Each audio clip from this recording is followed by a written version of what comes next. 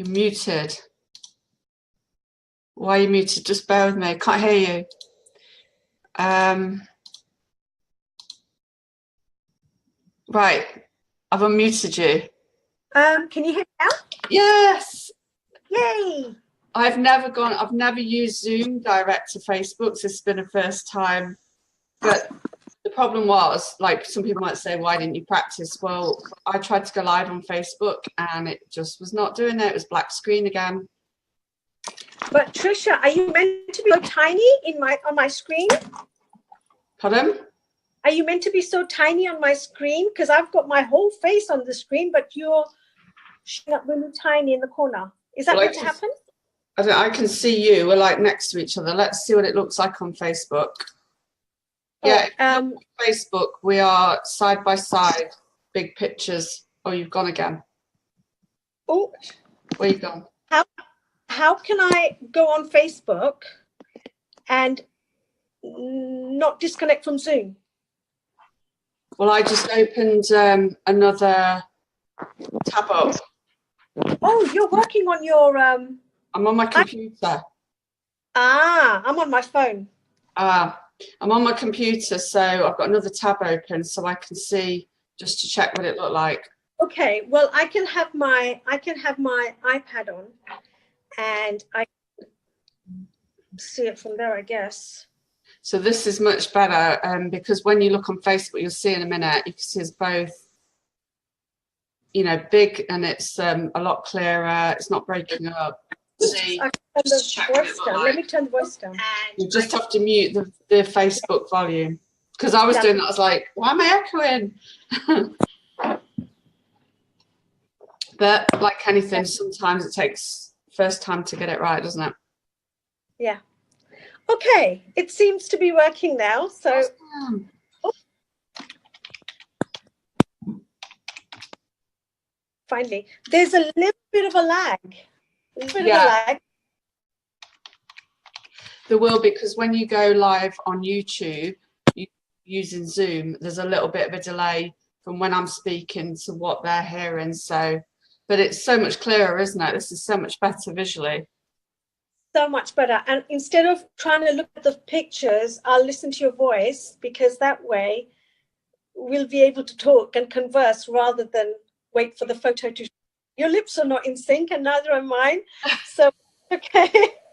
We'll see. Hopefully it'll play back. Yeah, if you look at Facebook while we're talking, it's going to be out of sync. It will be. That is normal. It's really distracting, so I'm not going to look at that. I'm not going to look at the picture, but yeah. How are you? I'll just look at the comments just to keep a track of what people are saying and stuff like that. So yeah, I was really looking forward to this, because I was thinking, what can we talk about this week? And it was the perfect when you said about toxic energy, and then I thought about psychic attack. Yeah, it's just really apt for stuff that's happened around me, and I know it's a big topic for most people. Yeah, it is a big topic, and funnily enough, it's been quite a big topic with negativity and toxic people, with people that I've been seeing the last couple of weeks. So I thought it might be a good time to actually talk about it, because so many people I've had sessions with are having issues with people who are being very negative towards them, family members, friends, colleagues, work people. So this might be a good time to chat about it. So tell me about what's been happening with you, because you did say a little bit about somebody was trolling on your YouTube. Yeah, we had, and I'm quite happy to talk about it publicly, because me and Heidi Vandenberg, who's the Vedic astrologer lady that I do lives with, she was getting it. Obviously, I didn't like seeing her get trolled, but she was getting really, it's for her, I think it's quite personal. Somebody's really got a bit of a vendetta, and it's quite awful, because they're calling her a tranny, they're saying really awful things, and it's always the same subject. But before I went live, what I'm noticing is when I say I'm going to go live, although it hasn't happened tonight, is people are inboxing me about dramas going on in their life, nothing to do with me, I'm not included, and then they're getting upset because they think I'm a friend and I should be getting involved. So then we These were, are people personally known to you, your friends? no, they think they're my friend because we're connected through social media. And this is a huge boundary issue in today's society. Yeah. And I went live, did my thing, and then one of the ladies, and I'm not going to name names, I'm going to be professional, who is linked with it, came in my chat room. But you know, when you just feel someone's energy, Yeah. and they're saying one thing, but you're feeling another. And I have never, in 8 years, felt so angry. I was nearly crying with anger, and I felt triggered. And I'm not afraid to admit this because it's on the video and I haven't edited it out. And I actually told her to get out of my chat room. Yeah. And you've probably never seen me like this. And even Heidi was trying to say, like, you know, are you okay, kind of thing. I just was so angry.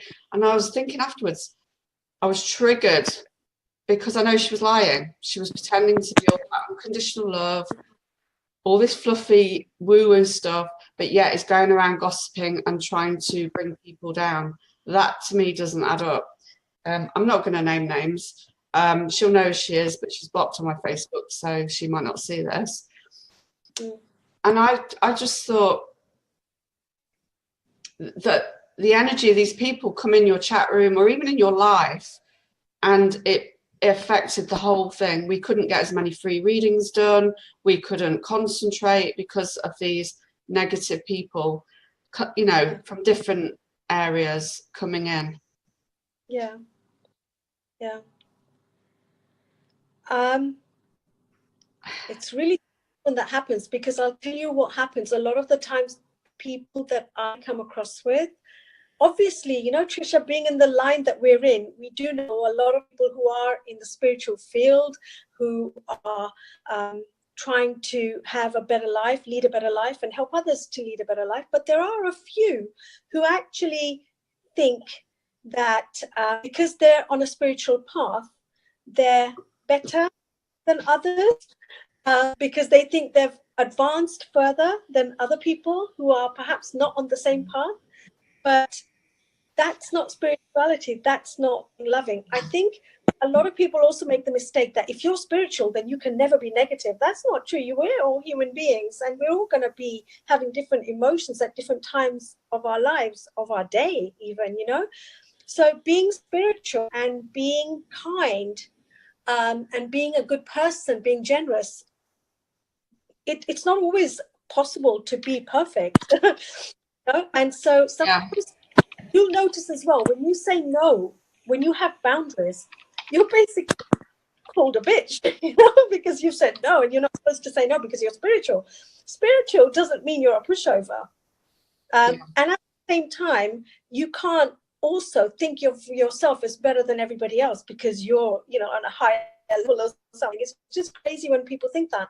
And maybe this lady that you've had issues with, you know, the latest issue that you had, maybe she's possibly not as awakened as she thinks she is. She's probably, I joined the military as she was born, you know, and I'm not saying, oh yeah, I'm better, because I'm not better than anyone else. But you know, when you can just feel what somebody is emanating is not what they're saying, and your body doesn't lie. Of course.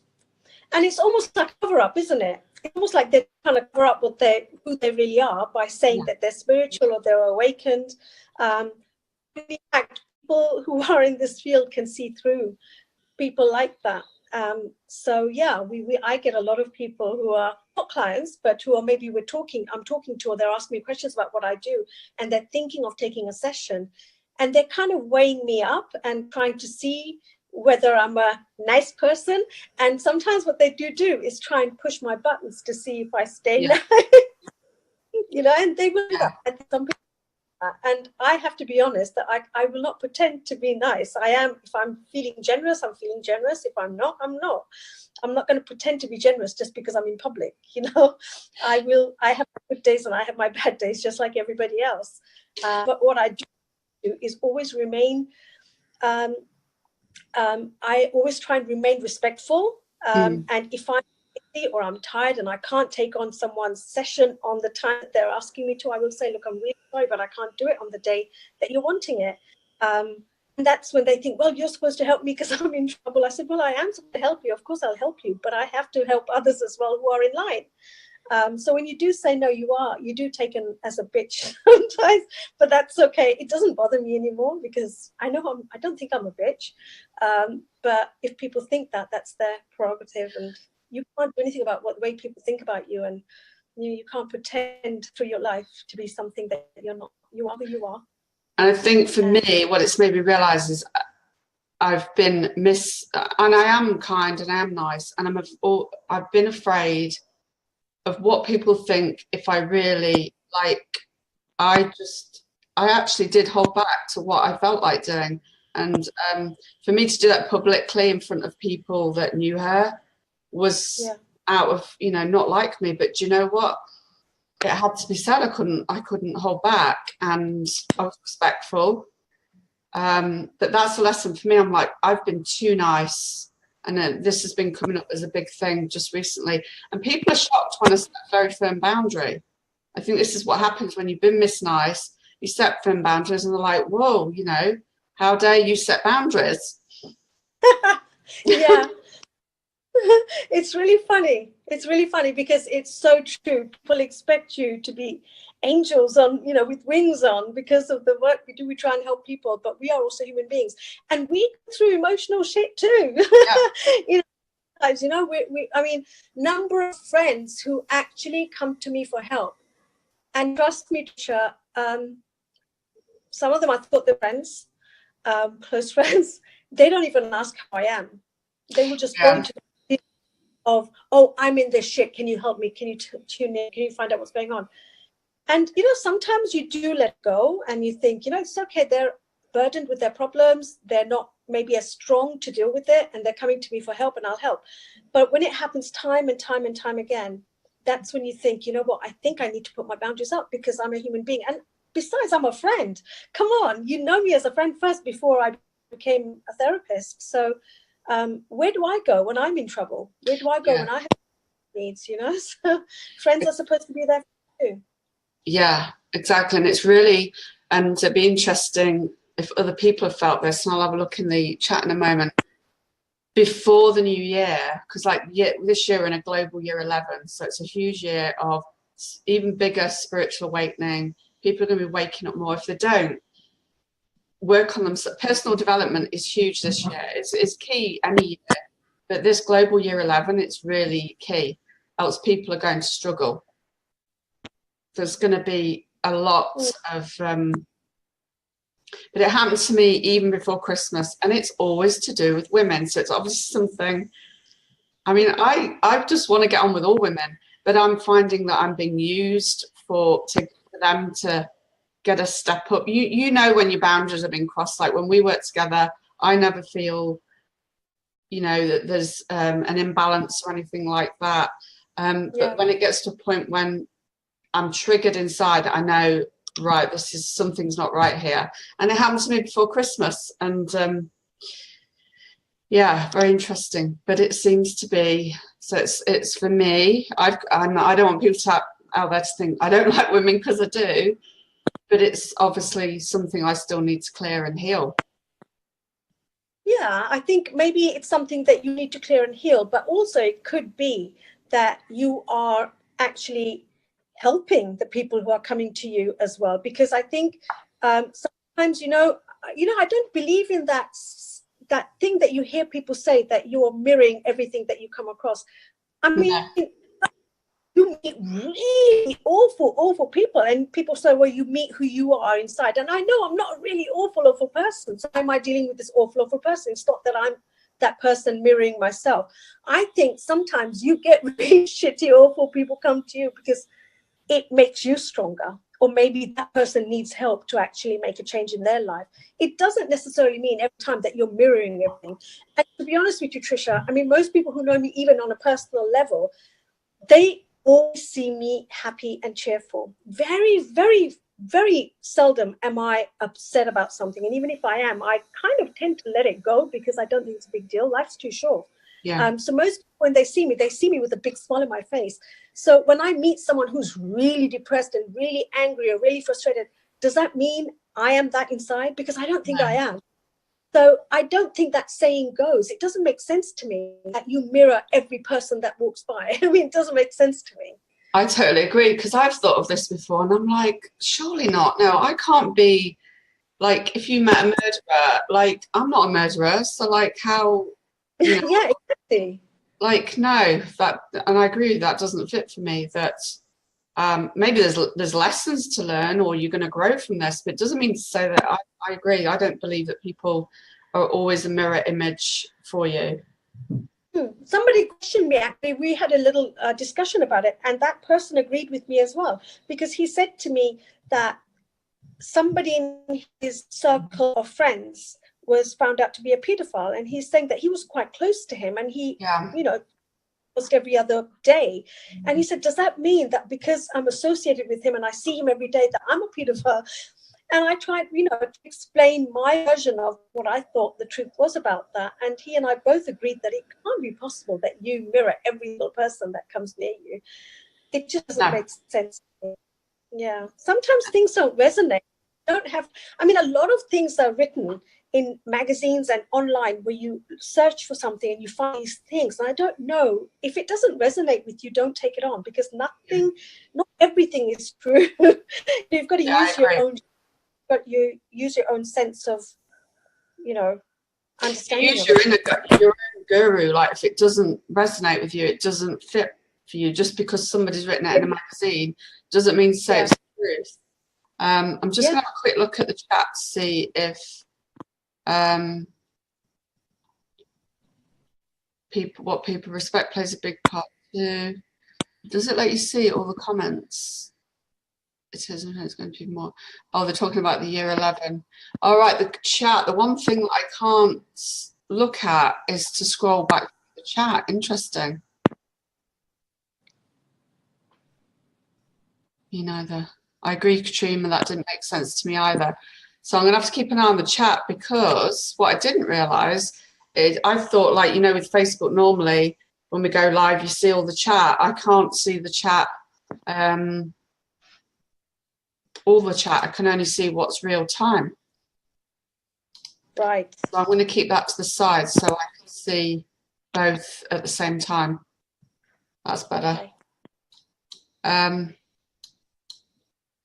So you're going to talk about, did you want to talk about how to deal with toxic people first, or the psychic attack?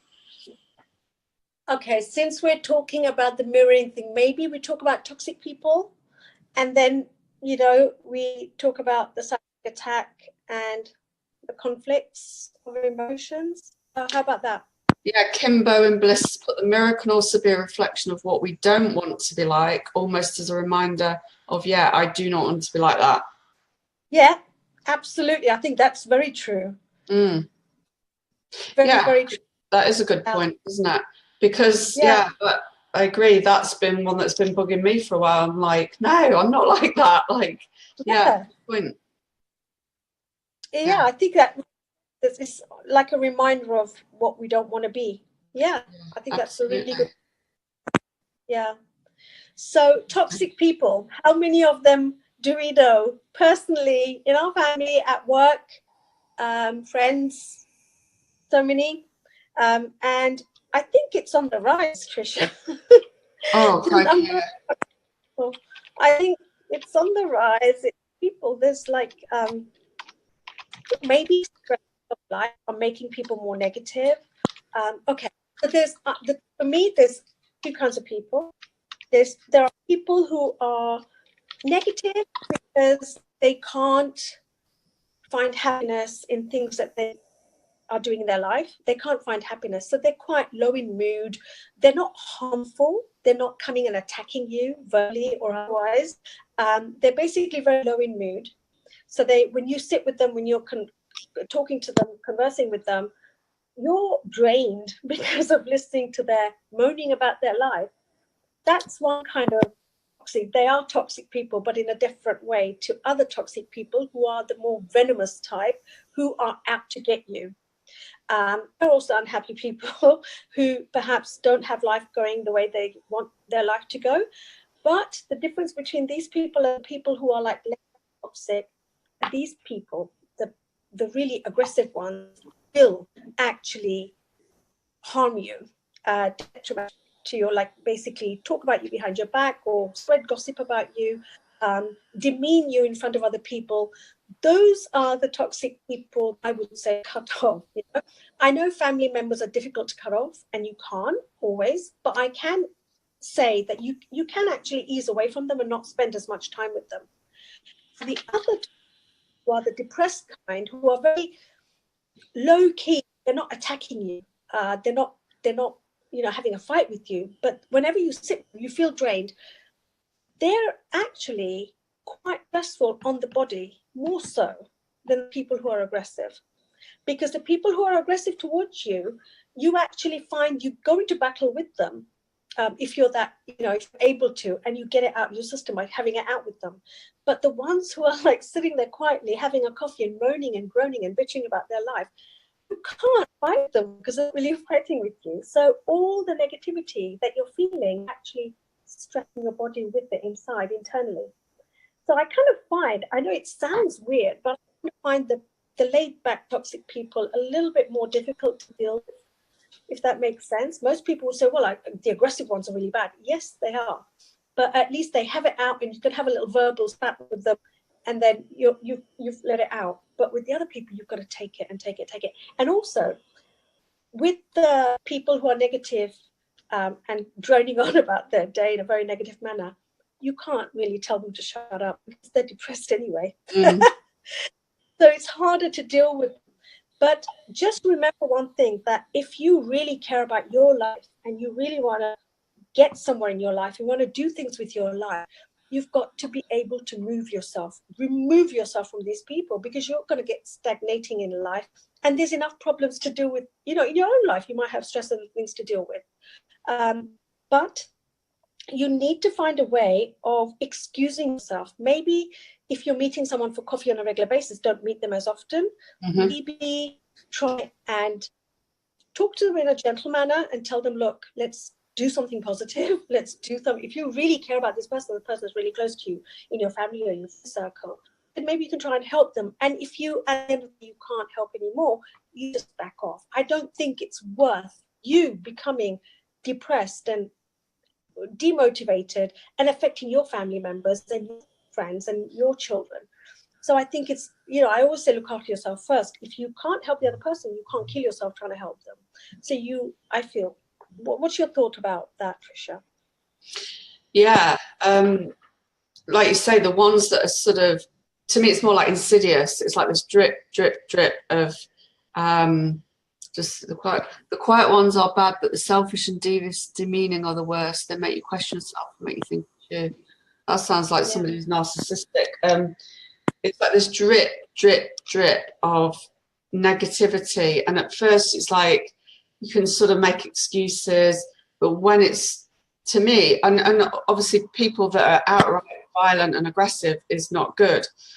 But you know where you stand with those. When it's the ones, to me, that is like constantly bitching, but it's small bitching and it's behind closed doors.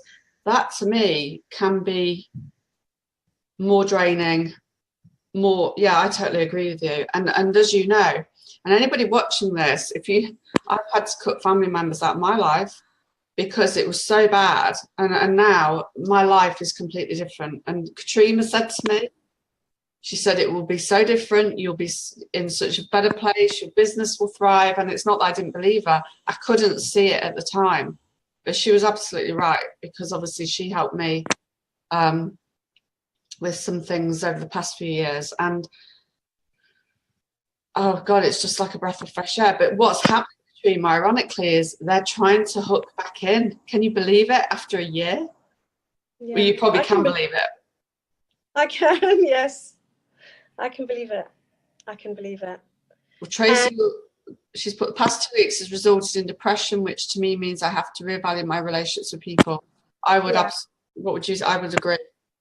I would agree. And you know what? I would say, reevaluate your friends, your circle, relationships every 3 months, because people do also tend to change. Yes. People sometimes change like the season, you know, like they're okay in the spring and they're awful in the winter.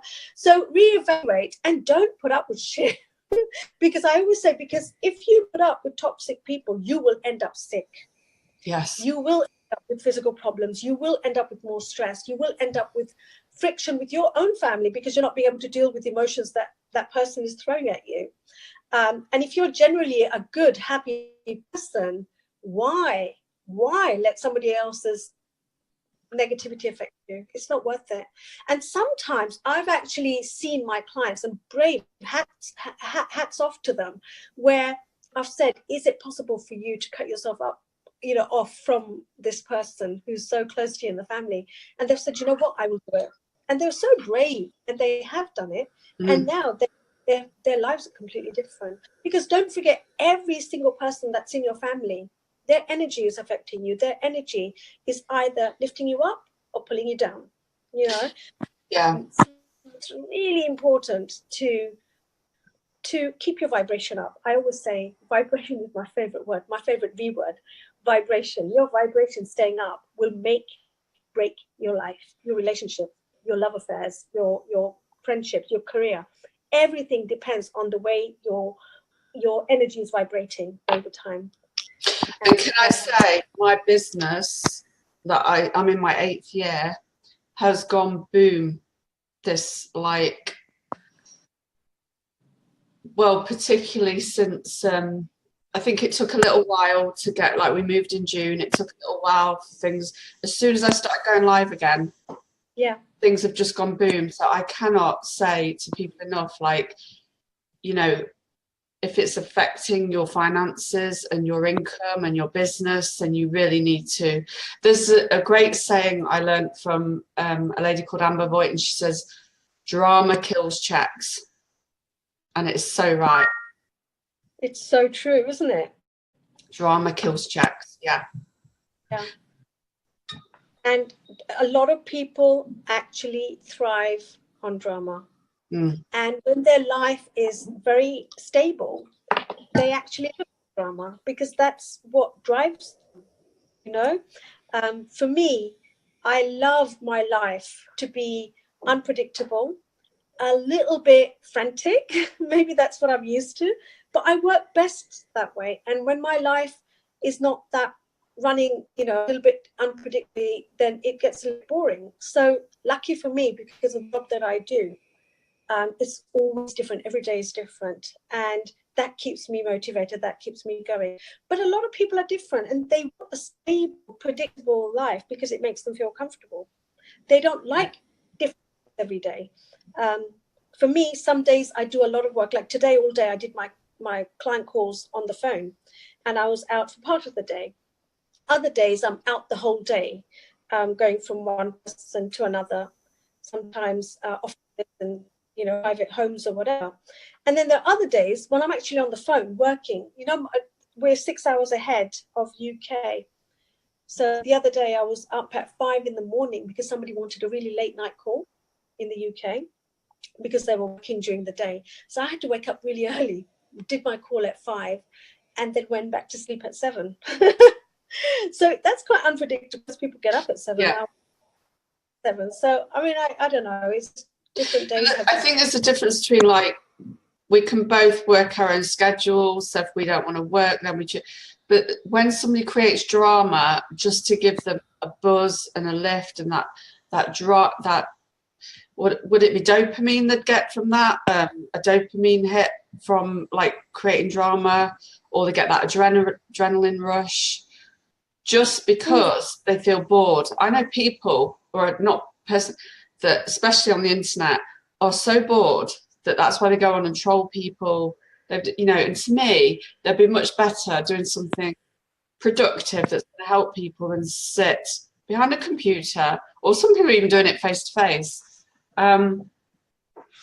just creating drama because they've got nothing better to do. And they're not, maybe they were brought up in a drama filled house. Yeah. And I've noticed if they don't get that drama kick, because everything's going, you know, plain sailing, everything's going nice, they create an argument just to get that kick. It's that, and also, Trisha, I think it's attention seeking. They like the attention on themselves, and when there's no drama happening, they create it because they want that attention back with themselves again. So yes, very narcissistic behavior, because you're wanting to be the center of attention, you want drama, you're wanting people to look at you. Funnily, that's their comfort zone, you know, seeking attention. Yeah. It's interesting because I haven't got a set date for him, but I don't know if you've ever heard of him, Dr. George Simon. And he's coming on YouTube to be interviewed, and he wrote the book In Sheep. Yeah. I've heard of him. In fact, I've heard of the book, and I might get the book. And I read that about 10 years ago, that way before I knew of him, and then I just saw him on YouTube one day. I was like, so yeah, he's going to come on YouTube and talk about all, you know, this sort of thing, more to do with narcissistic side of things and toxic people on a dick, because he's like he's a proper psychologist, so that's going to be quite interesting. So that should, and he's a really nice guy, and I'd highly recommend, because it's a subject that's really important to me, and very interesting. And the book, I would highly recommend anybody to get the book. But like Tracy's saying, I know I'm a nice, good person, but was coming bitter, angry. So I know it's time for change. I'm around a few drama queens, because she's helping all these people, and they're not, she's giving advice as a friend, but then they're not sticking. But this is where, for me, I've learnt to, if they don't make change, I don't keep giving advice all the time. I've learned to draw boundaries, because that was happening to me. I've had to do it. I don't know whether you get this. I get so many people messaging me for free readings, and Miss Nice Me didn't want to be blunt, so I found a way. That's why I'm converting to a like page. So then they'll get an automatic message saying, if you would like to book a one-to-one session, blah, blah, blah, because it was just getting chronic, where people, and again, I think this is social media. And I love social media, and it's brilliant, but people wouldn't come up to you probably in the street, or if you had a shop, and say, I want that for free, but they're happy to do it through social media or on the internet. I do get that a lot, Trisha. And you know what? To be honest with you, I only had 2 sessions that I used to do, like one for 45 minutes and another one for an hour and a half. And there were 2 prices, obviously. One was face-to-face, and the other one was through video platform online. And then I still have people saying that I can't afford even the 45-minute one. Can you do me a freebie? And I did do them a lot. I did do them a lot. But then I found the people who actually had them for free didn't actually apply what I said to them. They didn't take it seriously, because they just thought, anything for it, I don't have to take that. I mean, if you pay money towards something, you tend to value it more. You tend to put more value into the product or the service, because you paid for it with your hard-earned money. But people who get it for free, some of them were really sweet and they appreciated it, but they still didn't make the changes in their lives that they were meant to make, because they weren't losing anything by not changing. So I stopped doing them. And what I did was, especially for the market over here in Bangladesh, I actually completely rehauled my prices.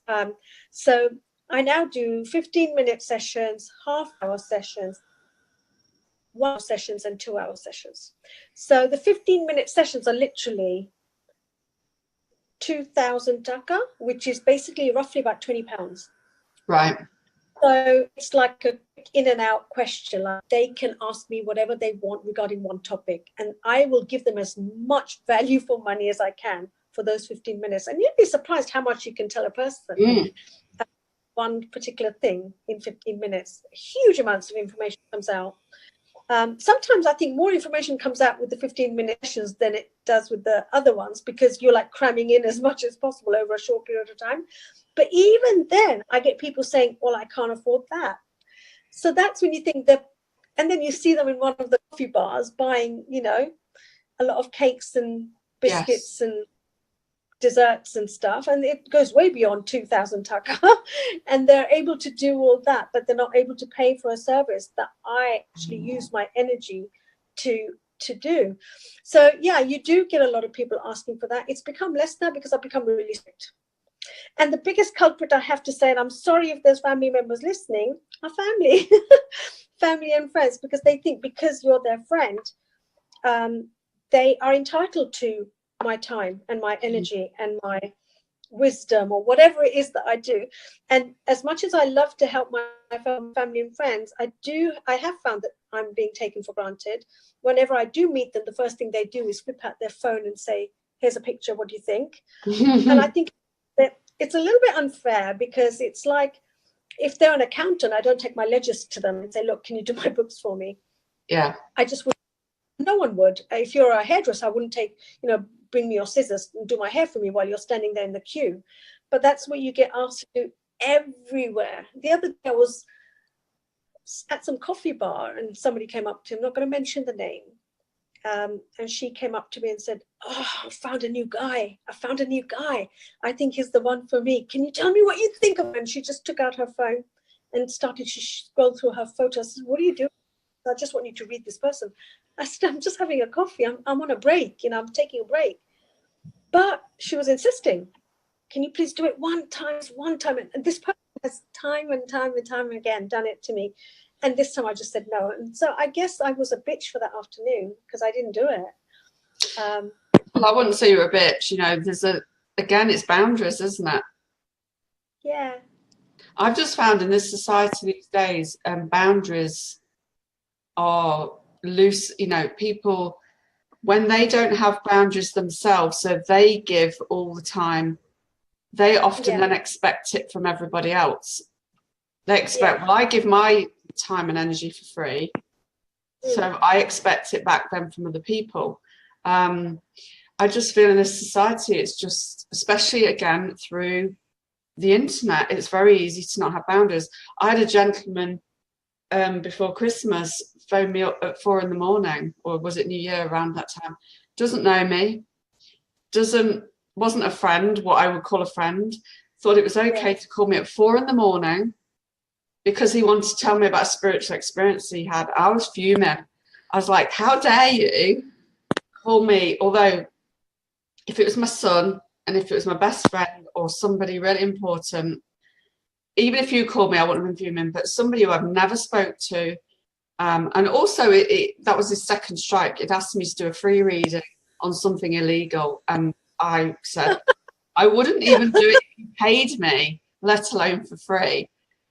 And something illegal. Oh, that you wonder what it could have been. Yeah, I'm not going to say live but it was illegal. It was something to illegal stuff and what he was going to do. I was like, you could pay me as much money as you want. I wouldn't even read you anyway. And I was like, where do people think it's okay to ring you at 4 a.m. when you don't even know them? It's I swear, I've had that myself. I've had 4 a.m, I've had 3 a.m, I've had 2 a.m, and they just think that, well, I can't sleep. One of them was, I can't sleep. What do I do? I said, you've just woken me up to say you can't sleep. Yeah. And I work in the morning. I've got to see 5 clients in the morning tomorrow. And you can't sleep. You just decided to, if you can't sleep, you're a grown man. Yeah. What a dummy. Nothing good is, but it's really frustrating. It's quite frustrating, but what can you do? But then sometimes, clients become children and they depend on you so much, and it's fine because they're my clients. But the ones who don't understand are the ones who actually won't follow what you ask them to do and make the changes that you ask them to make, and they just won't do it, and then they wonder why their life is still the same. And sometimes they will come back and say, well, you told me this would happen and it hasn't. I said, well, have you done what you're supposed to do? Have you taken the action that you're meant to take in order to actually make those changes? And they said, well, no. I said, well, I can't make things happen if you're not going to do them, if you're not going to make those changes. Yeah, there's a lady, Bonnie, the comment's gone now, but I remember what she said. She was saying since I think it was a mother, a sister, and a dog's died, she used to do the cards and everything. Does depression lower your energies? Well, I mean, I would say straight away, absolutely yes. Yeah, like a hot cake. Yeah. Honestly, it will drop your vibration You probably completely. block a lot of your gifts and the information you get if you're depressed. Yeah, and depression, actually, people say I am depressed. You are not depressed. You do depression. It's a different thing. It's an action. You're actually doing it.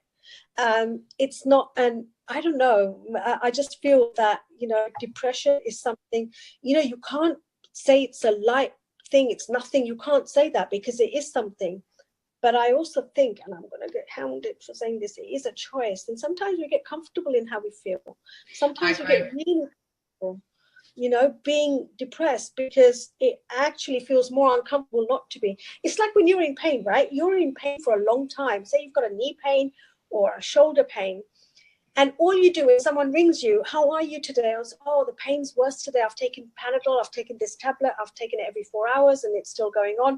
You actually have something to talk about. And the more you're talking about it, the more you're making it worse because you're giving it energy, you're feeding pain more energy to keep on going.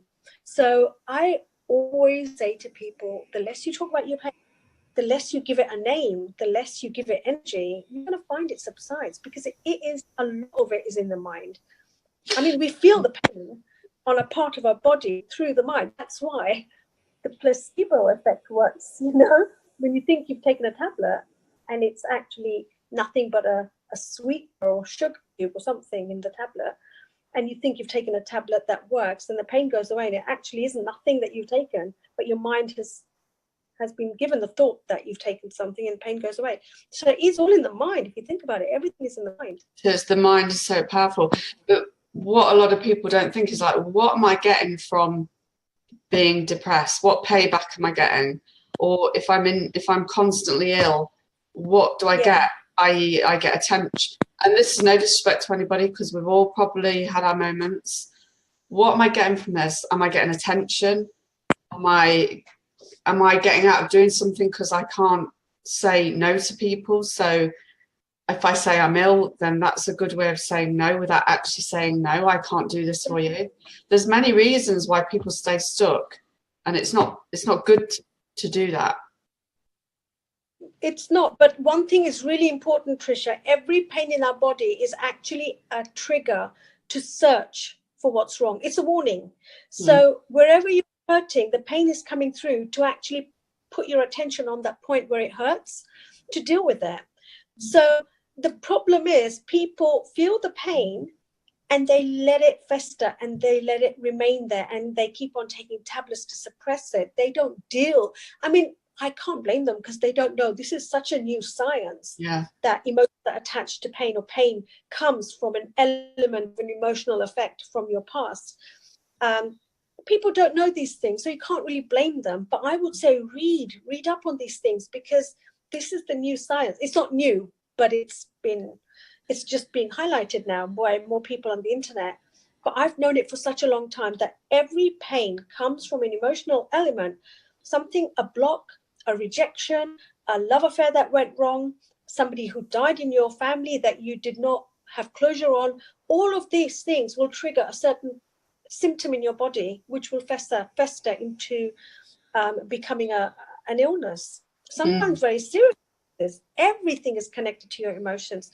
So when that happens, going back to, feeling pain, when the pain first starts, try and understand or try and connect to the pain. I know it sounds weird to say it like this, but try and connect to the pain. Find out why that pain has come through, because your body's trying to talk. Your body's trying to tell you what's wrong. So once you found out the cause of it, because everybody can do this, they don't need me, they don't need you to actually do it for them. If I explain how to do it, say, for example, you get a pain on your knee, okay? You get a pain on your knee. First establish whether it's your right knee or your left knee. I'm just giving knee as an example. If it's the right side of your body, any part of the body, but we're going to talk about the knee. If it's the right side, the right knee, it's to do with a male influence in your life. It could be a father figure, brother figure, boyfriend, husband, son, or it could be finances. Okay. The left side of your body, again, the knee, it's to do with a female person and yourself if you're female, and right side if you're a male, it could be about yourself. Once you've established whether it's the right or the left, you try and think about any emotional upheaval that you've had over the past from 18 months to 24 months back. Try and work back to see what was going on in your life 18 months to 24 months back. And whatever was happening at that time, if you acknowledge it, and you will remember it because it will have been something quite major or something even significant, you know, that you will know, oh my God, that was the month, that was the year that this happened, that triggered off this pain after this many. I'm not saying every time it's 18 to 24 months, but generalizing, it's between those times. Things like cancer, things like very serious diseases like that could take longer, could take years to develop into something physical like that. Yeah. But usually other things like arthritis, knee pain, joint pain, backache, usually start 18 months to 24 months before. So always try and think back from the time the pain started. So it's like if your pain started 3 months back, then calculate 18 months to 24 months from 3 months back. You know, the start of the pain is the crucial bit here. And once you've done that, once you've acknowledged what was going on emotionally in your life, and you actually express it or think about it or talk about it or speak about it to the person that you think was connected with that emotion, you will find your pain goes away. Not kidding. Yeah, it's interesting because I've had this thing with this side of my face and neck and shoulder for what feels like years, but it comes and goes. Is it your left side? But so that's female, isn't it? That's yeah, your left side? Yeah, the left, yeah. It's female, and also the neck is a control point of your whole body, what I call the steering wheel. Because if your neck is hurting, you can't turn your head. It hurts to turn your head. So when you can't turn your head, you can't really control what's going on around you because you can't see what's going on around you. So the neck, quite simply, somebody's a pain in the neck, literally, or somebody's trying to control you, or you are trying to control someone. Right. And again, the left side would signify a female in your life, or it could signify yourself because you're a female. So you've got to think back when the pain started and then work your way back from 18 months to 24 months before the pain started and see what was going on in your life at that time. Yeah, I think I know because like I can feel it a bit today because something has happened and you probably know it's connected to and yeah, and I felt it was again it was a form of control. Somebody still trying to control me, or I felt it was reminding me of being controlled by this person when I had no choice, even though I have a choice now. Yeah, and I can feel it. It's not chronic or anything, but I could just when we're talking about it, I can feel, and it's the left shoulder, it's sort of the jaw, it's just that whole side. Yeah. What I would suggest to you, Trisha, is maybe, I know you can't speak to the person concerned because I know your story, but I wouldn't want to. Yeah, I know. Sometimes it's best not to because you aggravate the matter more. But I think what I would suggest is write out everything that you're feeling, everything negative that you're feeling. Get it out, express it out, piece of paper, burn it. Burn the piece of paper, go. Let it go. Tracy's written a comment before it goes, because obviously the comments is different when we're doing it this way. She was told pains in your back, etc., to do with bad things from your past, and the front of your body is anxiety for the future. What do you think? I agree to some part of that. Everything that happens on your back is to do with the past. And also, just your past, it could be present thing that you're not looking at. You put it behind you. So the pain goes there. Now, the different parts of the back relate to different emotions.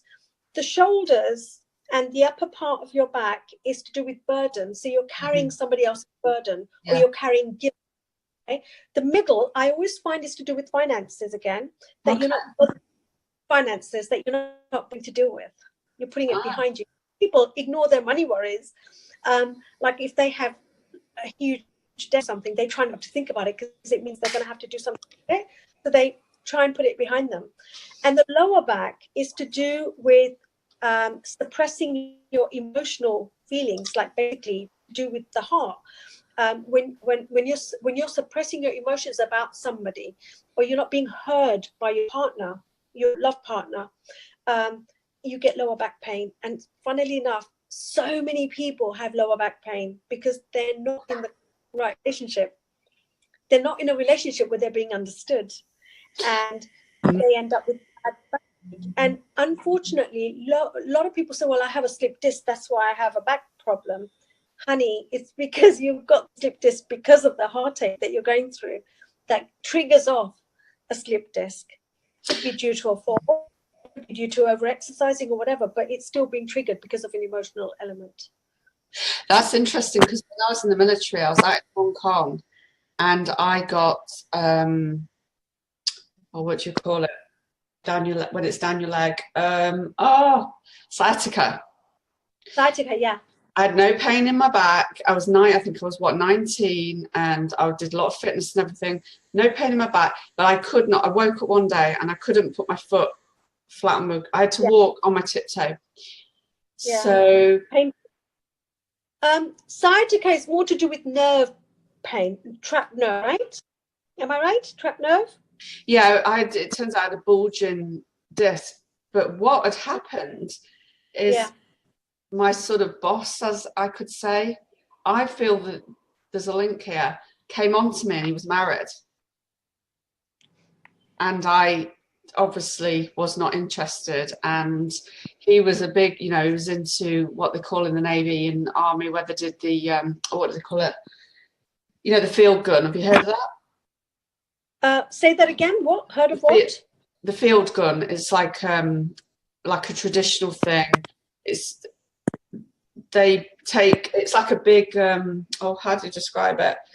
It's like a big barrel, they'd shoot canyons from it originally. Yeah, field gun, yeah. Yeah, it's a big thing, the Army, Navy and whatever. They used to have competitions at Earl's Court. And he did that, and he was like there was only three of us. I was with two men on security, and it was me, the three of us on night and day shifts. And he was a married man, and his wife and children out there. And after he came on to me, and obviously I wasn't interested, I all of a sudden created this sciatica and never went back to work. Really? Yeah. That's interesting. And I'm sure to this day, because I can remember thinking like his wife would go mad if she found out. Nothing happened because I turned him away. Yeah. And I was like, his wife would go mad if she found out, and I felt like really bad and everything. And then the next minute I couldn't walk and I couldn't go to work. So that was your way of actually dealing with it. And they flew me home eventually, because I couldn't be flown home on the plane because they can't fly you if you're classed as medically unfit. Got home. Yeah. As soon as I got home back to Cornwall, it went. Yeah. Trapped nerves is also to do, this is interesting because this is what the next topic is that we were going to talk about, conflicting emotions. Trapped nerve is actually feeling incongruent, like basically when you don't know what you're thinking, like basically you have multiple emotions over one thing.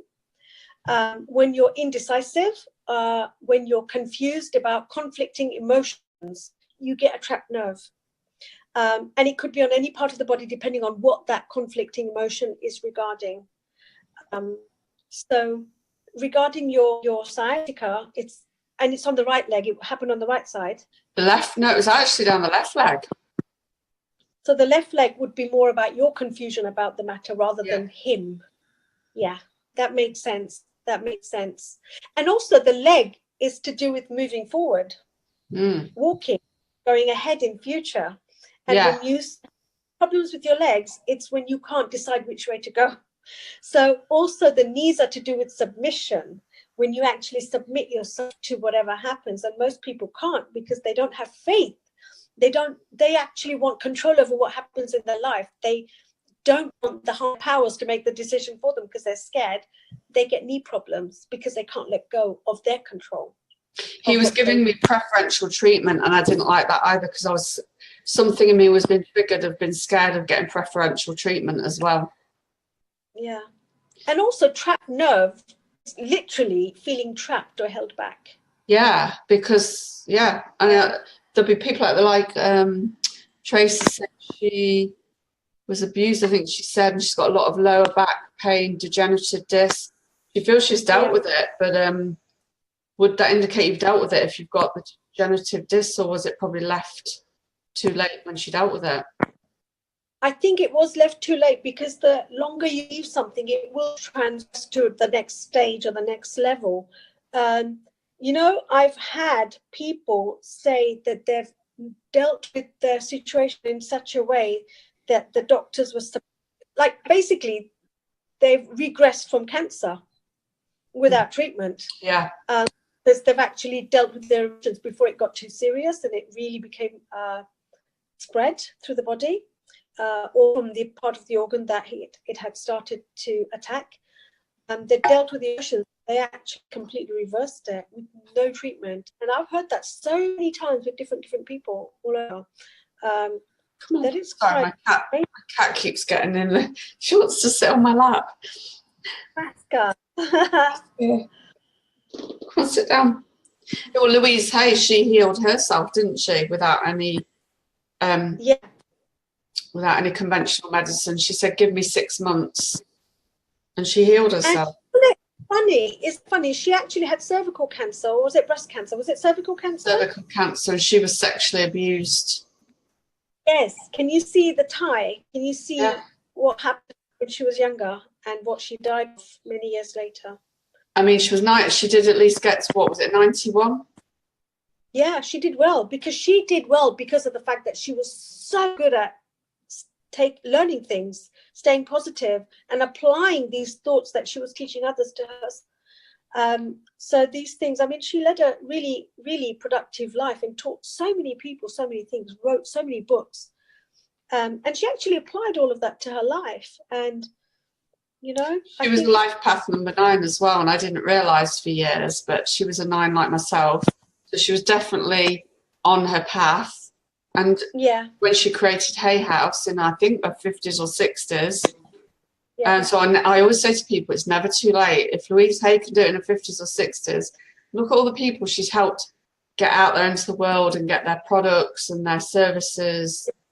And the learning. And the learning, she was an amazing woman. And, you know, that's another really interesting topic, maybe for another day, but if you're not doing something that you feel passionate about, then that's not why you were born. You were born to do something that really wakes you up every day with happiness, really, with a sense of urgency to get things done. And if you're doing a job just to pay the bills, please search within yourself and search with, you know, inside of yourself to see what it is that really lights you up, makes you want to, because, you know, earning money shouldn't just be mundane. You know, everybody was born with a purpose in life. And I found my purpose really late in life. But it still worked out. Started, because I was like 36 when I sort of literally was starting out. Was you? I was 40. Yeah. And the thing is, I was just in a very mundane rut. I was bringing up my daughter on my own. I was stuck financially. I was unhappy. And you know what, Trisha, if you look at my pictures 10, 12, 15 years ago, I look older then than I do now. And I've not had any work done. For those who are wondering, I've got back, I've got everything. Catrima is like, she's only 25, really. Yeah. 25. Come on, don't let my husband hear that. He knows how old I am. He's actually proud of how old I am, but not many other people are thinking, you know, hooked a younger man. But hey, if you can do it, why not, huh? I don't blame you. I can see the attraction. I mean, I don't mean you've got a very lovely husband, but I mean, just have a younger man in your life, because to be honest with you, I'm seeing the men my age or a bit older, they're like, want the pipe and slippers, and I'm like, I can see now why women in their 40s and 50s are attracted to younger men, and I never could understand it until I got there myself. I was just talking to a friend of my age, and she was telling me, how's it feel to be with a man so much younger than yourself? And I said, well, I don't see him as a younger man. He seems older than me because he bullies me like anything. That's number 8. He's the boss. He's the manager. He's the manager, and people think because he's younger than me, I must be, driving, and he's just sitting as a passenger. I swear to God, it's the other way around. He chased me for 2 years before I gave in. So, and now he's the boss, and I like it that way. A lot of people don't. A lot of women want to be the boss, but I'm bossy when it comes to work. So yes. I during the day, but I let him boss me around when he's around. You want to be in your feminine energy with the man, and we're in our masculine energy with work, business. Like, I don't want to be in that energy all the time. I want to be in my feminine with a man, and it's not being weak either, being in your feminine, because it's actually very powerful. True. And also, I mean, I think it's really important, when people say, well, you're so much older than him. But the thing is, your soul, everybody's soul is the same age. Our souls have been put into bodies at different times, but the souls were all created at the same time. So our souls are all the same age. So if you feel older, don't blame the year you were born. Blame your attitude and the way you think, the way you behave, and the way you dress. Don't feel just because you're 35 or over that you can't be a girl, because you are as young as you feel you are. You don't have to put an age on yourself. Say, well, I'm this age. I swear, I mean, when Sadat and I are together, I mean, I'm very girly with him. I'm just me, and it's not an act or anything. It's just the way I am. But when it comes to work, I'm really authoritative, and I'm really, really strong when it comes to my work. And I tell people how things are. And I like to think I'm a good teacher, and I like to think I'm full of wisdom and all of that. But when it comes to my relationship, he treats me like a lady, and that's like an older lady. He treats me like a younger lady. And that's how it should be. And I've seen your face light up, like when when you're live and he either messages or comes in, you can just see you light up. Yeah. And I feel that's how it should be, definitely. It's I'm sure there's lots of men out there like it, but it's not easy finding a man that is healthy, like, I mean, emotionally healthy as well. Oh, where's she gone? Oh, here I am. It was low on battery, but I did put my charger on.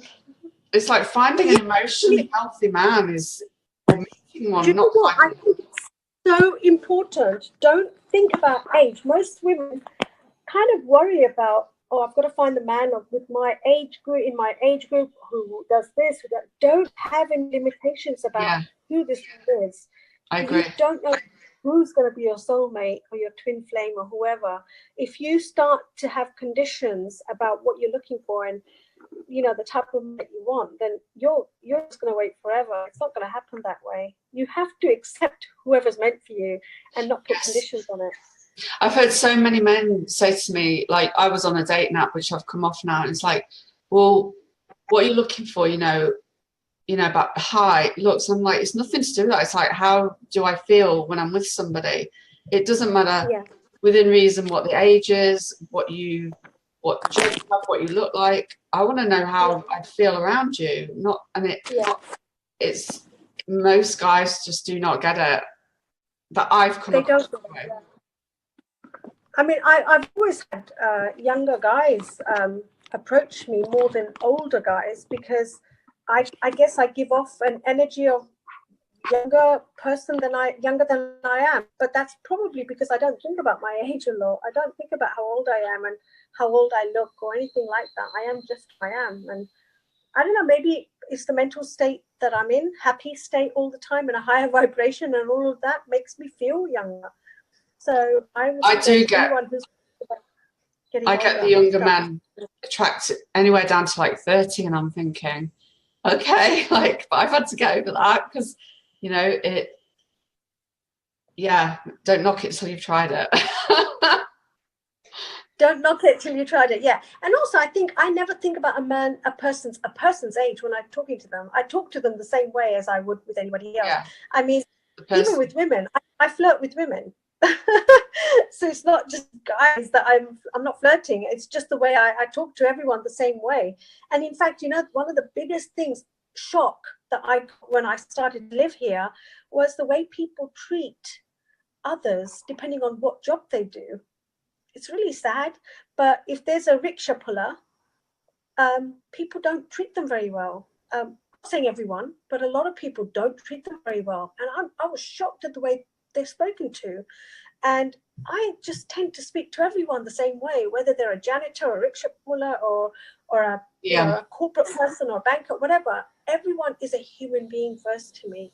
That's number one. And number two, I don't think about how old they are. I treat everybody with respect, even if they're younger than me, older than me, same age as me, whatever. Treat them with kindness, treat them with respect, because you don't know what's going on in their life, You don't know what they're struggling with and how much they're having to cope with. Even if they look well, you don't know what's going on mentally with them. Treat them nicely. We're all human beings, we're all breathing the same. We all breathe the same air. We all have blood running through our veins. We're all people under the same air, or the same sky, So I think. I was just going to comment, Donna Jean Miller, we're not doing readings like that today because she's put dates of birth in and about numbers and do we see anything Izzy made for her, but we're not doing readings like that, so you either have to catch me on YouTube when I'm doing mini taster readings. We're not doing readings like that at the moment. And then Tracy was told by a grandmaster in the occult and numerology, told her in 2003, my happiness is not on this earth plane and I'll never marry. I find that BS. And if you believe that, you're going to manifest that. Yeah,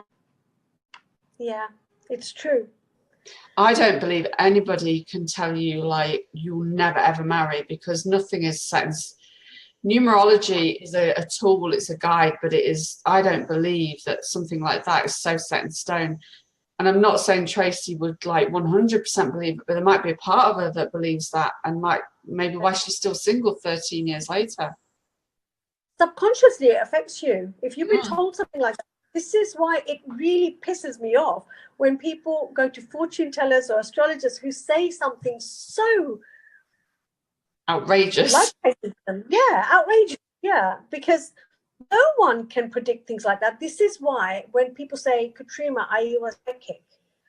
And I say to them, I term myself as a psychic who, if you follow my instructions, then things might turn out the way I say they will. Because don't forget, if someone predicts that something is going to happen and you don't take the action to make it happen, it won't happen. What happened? And you know what I've just lately has been happening for me since the new year, and I've had a brilliant start to 2018, apart from a little blip the other day. Yeah. I have been dreaming things or even just thinking things, and it has happened, and it's been not quite the things that, there's a few things that I would like to manifest, but I even had a dream about my son, and he had a new girlfriend. And I was talking to her in my dream, and she was like, I'm coming off social media, and it was this most bizarre conversation we're having. And I just got the vibe, they're going to break up. He walks in the door, no joke, within half an hour, he said, we've broken up. Like, that was crazy to me. It was like, whoa, that, when you just think, and that wasn't me sitting there predicting it. It was like a dream. I was like, whoa, what is going on? And I've had dreams about people to do with family stuff. And within days or less than a week, it is happening. And like, it's freaked me out a little bit, I'll be honest. No, I completely believe that, Trisha, because I've done the same thing. That's completely possible. And I think there are psychics who do that. And we're two of them that do things like that. But I'm saying when it comes to predicting someone's future, when it comes to a major event like marriage or divorce or children, I think that's all up in the air, because you can't look. If you say you're going to have 3 children and that woman or that man doesn't even end up getting married or being with somebody, how are they going to have those 3 children? They have to take that action to be with someone or find someone before they can have the children. So that's what I say. But I have sensed when I've sat with someone and I've had a client in front of me and actually felt. I'll give you an example. I'll give you an example. There's a really sweet, lovely lady, and I'm not going to give her name, but last year, she's one of Sadat's friends, and she basically had a session with us, both of us together. And I told her, I said, look, you need to take time off. You need to take time off work because you're stressed. And she said, why? But why? Yeah, I do need to take time off, but why are you saying I need to take time off? I said, just take time off work. You need to take time off work between this time and that time. And unbeknown to me, it was because at that time she got pregnant. She was actually pregnant when I saw her. And I said, because she was so stressed, and you need to take time off, you need to look after yourself, you need to de-stress, you need to take care of yourself. And I kept saying, and then found out she was, and then before that, I even said to her, you're going to have a little boy, you're going to have a little boy. And she said, no, but I'm not planning. I said, you are going to have a little boy. And she ended up, she's got a baby boy. And she was just reminding me the other day when we met up, and she said, you know, those things that you said all made sense because you told me to take time off work, you told me to go into the business more, you know, her family business, she was going to have a little boy, and all of that, those things had happened. So you can predict certain things, but also you've got to understand that if the person doesn't take those actions, then those predictions are not going to be written on stone, may not happen. But what I do see when I sit with a client, I always see a few different parts like A, B, C, and D. And then I tell them that I'm seeing this, I'm seeing this, I'm seeing this, and I'm seeing this. Which would you like to happen? And then they choose what they prefer, what they would like to have happen. And then I actually help them to get that.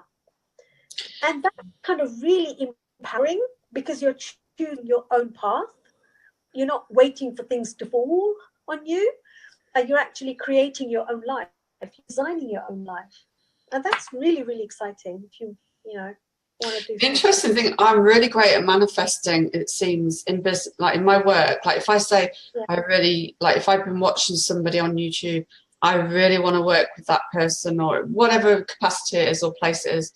And I end up, not through forcing it, end up connecting that person and working with them and becoming friends with them. And I'm really good at that. And I'm really good at manifesting. The one thing, although I don't want to sound like I'm blocking it, is my love life is the one thing that doesn't, like I've done the visualization and I'm not desperate to be in a relationship, but you know, I've been single a long time. It would be really nice to, you know, share nice times with somebody.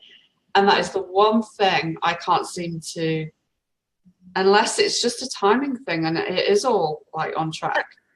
Can I say something? I mean, it's not going to be very personal. Yeah, sure. But I'm getting a sense that maybe you have an idea or a picture of a type of person that you're looking for. And perhaps, maybe I have, yeah, you're probably right. But I'm a bit more flexible now, whereas before I did. But an experience I had last year taught me that everything that I thought somebody would be like is nothing like how that person was. And it shocked me a little bit. And I am open to that. But maybe I need to be more open to it. But you know, there would be people who do law of attraction who would completely disagree with me and say, they will say to me that you are meant to visualize the type of person and the personalities and the quality of that person. But listen, millions of people are visualizing and doing it that way. They're not doing it. Exactly. I think there's another way. I think we're not supposed to be creating the person in our head because the person is already in our reality, the way that they're meant to come through to us. Now, think about it this way. Sometimes we don't know what we want. Sometimes we don't know what's best for us. Sometimes we kind of have this idea, oh, my perfect person is like this, when in fact he may not be a perfect person. And only God or the creator or the universe knows what's best for you. You don't know what's best for you. We don't have that kind of knowledge. But sometimes if you let it all go and you think, you know what, I'm leaving it out there. The best person for this job, please send him my way. I love that. The best man for this job. Yeah, because that way you're not putting limitations. Look, if you're asking for a really handsome man in your visual sense, there might be someone even better that you haven't imagined. For me, I'm trying to do it where it's how I feel when I'm with them. So I'm not looking at how they look or what they do. It's how I feel. Am I comfortable? Can I sit there with no makeup on and not care what they think? Not, because you don't want to be dolled up with makeup on all the time. You've got to be able to be your natural self. And I learned that lesson last year. Somebody saw me, with no makeup on when I'd just been made homeless. Yeah, he still found me attractive. It wasn't meant to be, but I think that was like just to show me that it is possible. But think about it this way, Trisha. If I had sat in my bedroom 3 years ago and wrote down the things that I want in a man, Zada definitely would not have come into my life, because I would not have asked for a 26-year-old. And do you know what I think? Because I remember, you told me about it in private, and so he's 26. To me, he seems older, not like in a bad way, but he just, no, I know. He seems more mature than 26. I was thinking it was but it doesn't matter, does it? No, Trisha, he's like an old fart. Honestly, he's an old fart. You're younger in your years, and he's more like a mature. Yeah, he's very fun to be with. He's very fun to be with. Oh God, I'm blushing again. I keep talking about him, don't I? But he's very fun to be with. But at the same time, he's very serious about what he wants, in life. And he is so spiritual. And to have found someone on my wavelength, and no matter how handsome and good looking he is, because he is, if we had nothing to talk about, gosh, I'd be so bored. We have so much to talk about, and he's so deep that's, you see, if I'm sitting in a bedroom writing out the things that I want in a man, I couldn't have dreamt of anything better. So, I need a man too. I agree with you that you can have a conversation, deep meaning conversation, just about stuff, spiritual stuff, not woo-woo fluffy stuff, because that's not me. Just somebody who can, and who's got them like similar morals and boundaries, that doesn't think, and I know he's out there, so send him to me. Let's manifest this now. He's out there. Don't limit the age or extend the age. Don't put any height, any weight, color, religion, nothing. Just ask for the right soul. Right, so the ladies and gents listening to this, take this, not just for me, take this on board for yourselves, because I know it would help a lot of people. But I've just got to, and it's not like, I'm quite happy doing my own thing, but I do feel that it's nice to share sometimes with, Of course. We're not designed to be on our own, I don't think. We're meant to be in pairs. Okay, Trisha, can I tell you a really interesting story about why you shouldn't put an imaged person that you're looking for? I had a lady who was never married, had a few relationships that didn't go very well, and she was a client of mine in the early days when I first started, and she kept saying, I can't find the right man, I'm so lonely, and she was going on and on and on, and I told her to relax. I said, just let it be, just open your arms wide and just wait for the right person to come in. And guess what? She didn't find the right man, but she found the right woman. Yeah, can you imagine? She is ecstatically happy, and she never knew that this would happen. So can you see, like she said, that's why I was never finding the right man, because there was no right man for me. It was a woman. Wow. It was a woman. I don't think that's 11 years they're together still. But that just shows you, doesn't it? That just explains what I've said, that you cannot put a picture of ideally what you think is right for you. Tracy's put, Trisha, it's hard to find a spiritual man today. I've met them, but they're normally spiritual, borderline crazy. I think it's spiritual. You can meet a normal day-to-day guy who's more spiritual, because to me love is about being loving, and is more spiritual than these guys that say they're spiritual and doing all this stuff, because often they're not spiritual. You can meet them a bog standard guy that does an everyday job, or he's got his own business, he doesn't class himself as spiritual. They're often more spiritual than the ones that claim to be spiritual. Yeah, it's true. I tell you what spiritual to me is. Spiritual to me means you've got a good heart and a good soul, Yeah. and you're genuinely nice to other people Yes. and animals, the earth, just a good human being. To me, that's more spiritual than you being woo and being psychic and being Yes, people I and agree. telepathy, all of that, So you can meet, just yeah, just what you would class as a normal everyday guy that doesn't go around advertising unspiritual is probably more spiritual than those that do. I found that absolutely. Yeah, and that's the kind of people that we should be attracting and thinking about, rather than looks and anything. Yeah, I've sort of got out of that of, right, it's got to look like this, certain height. Like I did have a thing, this is going to be so funny, isn't it?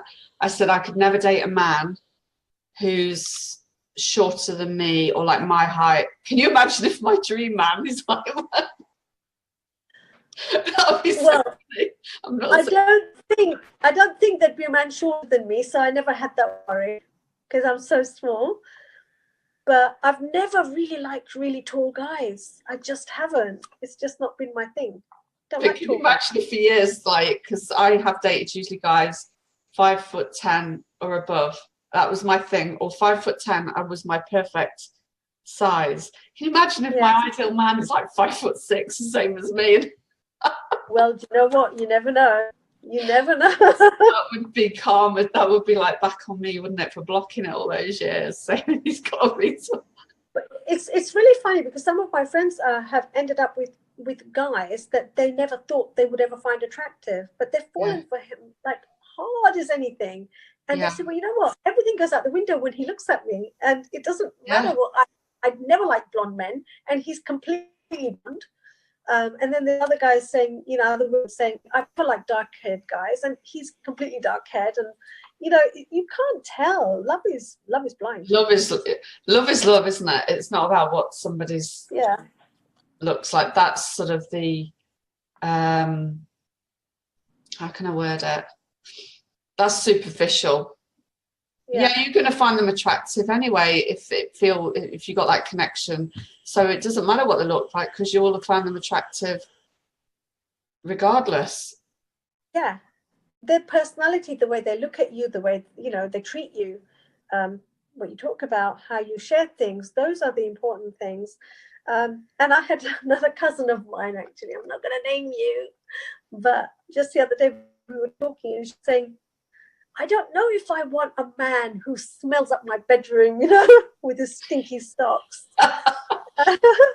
If she's watching this, she will know exactly I'm talking about her. But basically, she said, I don't know. Okay, this is about conflict of emotions. And we were supposed to talk about that, won't we? Go so off track. But she was saying, I do think I want someone in my old age, as I get older. But I don't know if I do with sharing my bathroom and my bedroom and everything. And I said, well, this is the thing. You want a man, but then you want a man. That's a conflict of emotions. You've got to be completely open and say, yeah, I want this or I don't want it. You can't say I want it, but I don't, So I was trying to give her a lecture that when you do find the right person, he could be as stinky as hell. You'll still love him because you love him. That's so funny. Yeah. Yeah. That's so funny. Yeah. Maybe we were meant to talk about this for a reason because it wasn't what we planned to talk about because we were going to talk about protecting yourself from like psychic attack was the other thing, but maybe we were meant to go on this topic. There's people out there that need to hear it. Sometimes you have to go with the flow, don't you? Yeah, we've been really naughty today. We've been like naughty students in the class left without the teacher. Giggling about boys and men. Giggling about boys and men, yeah. Yeah. But that would be just my look. That would be not look. That's the wrong thing to say. That would just be so funny if the person I've had in the past no, they can't be this. And I had a big thing about somebody that's done drugs as well in the past, which sounds so judgmental because there are people that have probably done drugs and I have met people that are clean, men that they're older and they're very wealthy and got their life together and they're married, but they had a wild time. And I've been a bit judgmental about people that do drugs or did drugs, not do drugs. I don't want to be with somebody because that just isn't healthy. And that's another thing and I'll admit, I've been judgmental about people that have done that and saw them as this, and I've learned to let that go, or I'm learning to let that go as well. Yeah, do you know, Trisha, I know a few people who were into really, really hard drugs in the past, and they've recovered. They're not in drugs anymore, and they're the most loveliest of people because the fact they've been through that. Mm. It somehow has made them better people. Yeah. Their experience with drugs has made who they are, and they're incredibly humble and incredibly solid people because they've been through that. Sometimes I think bad things make you good people. Yeah. Or make you better people. If you learn from people. it, Yeah, I know quite a few. I've worked with a lot of people with addiction problems, and I've worked with them through the years, and they've come through. They're the most genuine, spiritual, beautiful people because of the trauma that they've been through. And addiction is such a thing that you are in the blackest despair, you know, and when you climb out of it, it's the hardest climb of your life. It's about survival. And when they do come through, and they know they put their family through agony, they put their wives, children, whatever, through agony. And then when they've come through, they try and be the best version of themselves, and they become better people. And it's such joy to see them recover so well and become such good people. And in a way, they even say, thank God I did that. Yeah, and also I think some of them come in some of the most sensitive people, you know, because they're numbing out because they can't cope with, you know, whatever's going on in their life. They're often lovely, sensitive, maybe spiritual people, and they've found that gives them like this break from all whatever's going on in their life, but obviously it's not a positive thing long term. Yeah. Because have you ever seen the film Street Cat Named Bob? No.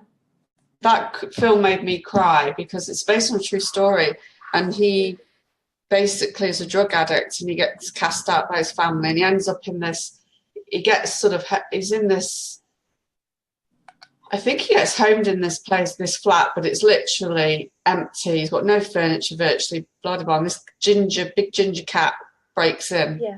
Okay. And he can't find the home for this ginger cat, and it befriends him, and they become friendly, and then he goes out busking, and the cat goes with him, and he gets a little scarf and a lead for the cat, and the cat sits on his shoulder, and he goes out busking, and he manifests all this money extra because they're this partnership.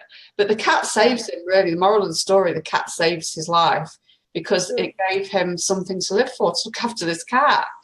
It was I love that film. That's quite touching. It's quite touching, isn't it, to hear that? Yeah. Made me cry not big time, but it was that is so, you know, animals do often save people. He felt he had nothing to live for, and then he felt, I've got to look after this cat, you know. And it all turned out good in the end. He got clean and everything. But if you haven't seen it, I'd highly recommend that film, especially if you like cats. What's it called? Street Cat Named Bob. Okay, I'll have a look for that. It's a really good film. It's got a good moral to the story as well. Yeah. I mean, that's why, you know, even when people, I think sometimes you're brought to your knees to teach you a lesson. And I think I was brought to my knees when I went through years and years of abuse and divorce and bringing up my daughter on my own and seeing her through trauma and all of that. But it's made me come to the point where I'm at now. And before, you know, Trisha, you would never recognize me. I used to talk about jewelry and clothes and my hair and my makeup, you know. I was so shallow. I was a good person. I think I've always been a good person. It wasn't hateful or anything like that. It was just, didn't have any depth to me.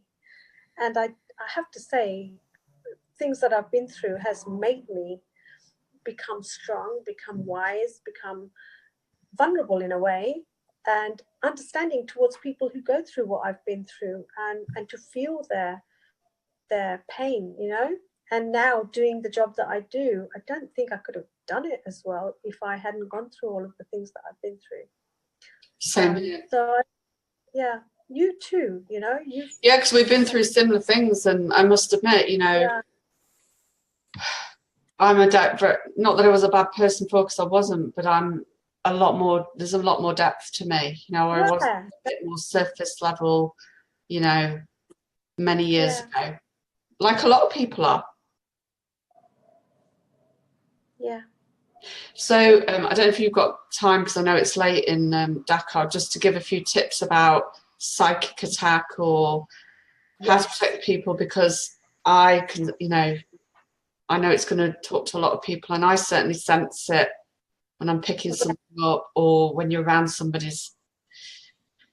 Because psychic attack, people can live, this is my understanding, they can be hundreds of miles away and be psychically attacking you. Do you believe that is happening? Absolutely.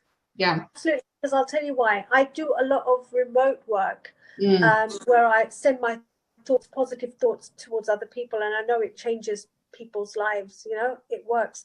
So if positive works, why wouldn't negative? Exactly. Yeah. And thought has energy. Whatever you're thinking about, it has energy. Whether you think positively or negatively, it does have energy. So I think psychic attacks and people who are thinking bad thoughts about you will affect you if you're not protected. Now, if you think about it, people like you and I, we deal with negative people all day, every day. So how come it doesn't bring us down? Because no, I mean, even my sister says to me that if I dealt with so many people who are negatively coming at me with their issues, it would put me to bed, you know, like I would be sick for months. How do you deal with that? Well, the way I deal with that is because partly I think, well, like on a large scale, I mean, I think the light that I work with, when I'm working with a client, I'm actually open to universal light, to source light. And I think that light protects me. I think it makes me glow. I think it makes me feel whole. You know, it's like a barrier. So even if I'm dealing with 4, 5, 6 different clients a day with their negative issues, I'm kind of protected behind this light. Yeah. And I can sense it, I can feel it. And very often, I mean, what I do try and do is ask my client to feel the light, make them understand how to open themselves up so they can feel the light too. And they feel it, and their face flush, you know, they have a flushed face and their eyes twinkle and they feel really good. But the problem is they can't maintain it. Maintaining that light, keeping it, having it is one thing, and maintaining it is completely different. So in order to actually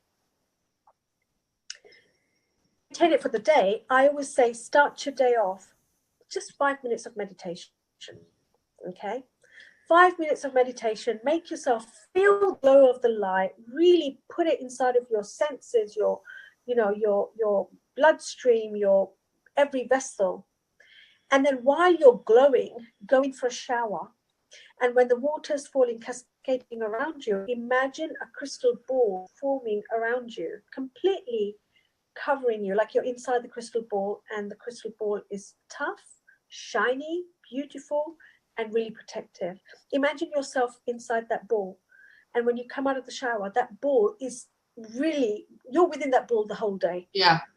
That's a good one. I've not heard that one before.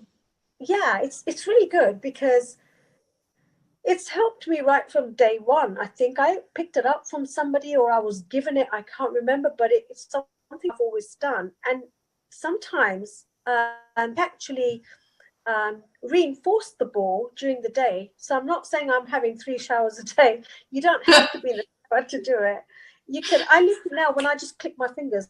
Imagine there. So if I know I'm seeing a repeat client who's particularly difficult, or comes to me with particular anger issues, very difficult residual depression, then I actually click my finger and make myself protected so that I'm not. Because imagine if I allow one client to get to me, then I've basically screwed myself for the rest of the day, and I can't deal with anybody else. So I can't afford to get run down or feel down or depressed because of one client. So I know all of you out there, if you're not a therapist and you're just an everyday person going to work and dealing with family members or the public or whatever, then do that shower thing, protect yourself, and you'll be fine. And what you will do is, like, whoever says anything bad towards you or throw something at you mentally with their thought, it's just going to deflect from that crystal ball that you have around you. But anyone says anything good, it seeps in, and all the positive stuff comes in, but nothing negative is allowed in. The one I learned from somebody once was, imagine yourself in the disco balls, like the glitter balls. Yeah. Imagine yourself, you're in that, and good can come in, but anything that comes bad at you bounces off and goes back to the person. Well, I tried this out one day. Like, I imagined myself in this big glitter ball, and I literally imagined that person's negative energy coming to me, and it was bouncing off, and I was visualizing it bouncing back to them. And do you know, that person went, and it wasn't me, that person then became not sick long term, but they come down with like the flu or something. I was like, wow, that all that energy's come back and they've just gone down like that. Yeah.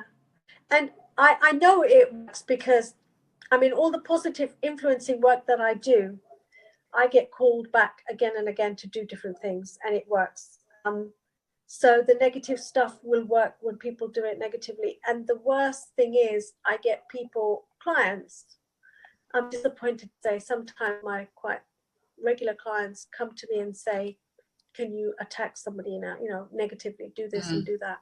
And I can't believe that they would use me to do something bad towards them. Even, I mean, my worst enemy, I wouldn't do it to them, because it's not my job. Karma should be a universal thing where it's done by somebody up there. It's not my job to get people back. I've had my moments sometimes in the heat of the moment. You feel angry about something, but I still would never. I've learned what will be. They will, if they're meant to pay the price, they will, and that's not my job. Yeah. And the thing is, they might never pay the price because, it's just the way they are. They're lucky, or they do something really nasty and they get away with it. But, I believe the universe is a fair place. And I think if they're not affected, they should understand that their kids will be affected, or their family members. Yeah, it could be something will happen with the children, or maybe there's what I believe is people that are so unhappy. They're already suffering, they're already in hell, probably inside. Yeah. Anyway, that's how I look at it. Yeah, and there's generations of karmic things going on, and sometimes I can sense, like, grandparents and great-great-grandparents, things that they've done are affecting the children of today, in the family. And it's so clear for me to see, because I can see the link. Yeah. From the top of the chain to what the grandfather did is affecting the great-great-great-grandkids of today. It does. It absolutely does. Yeah.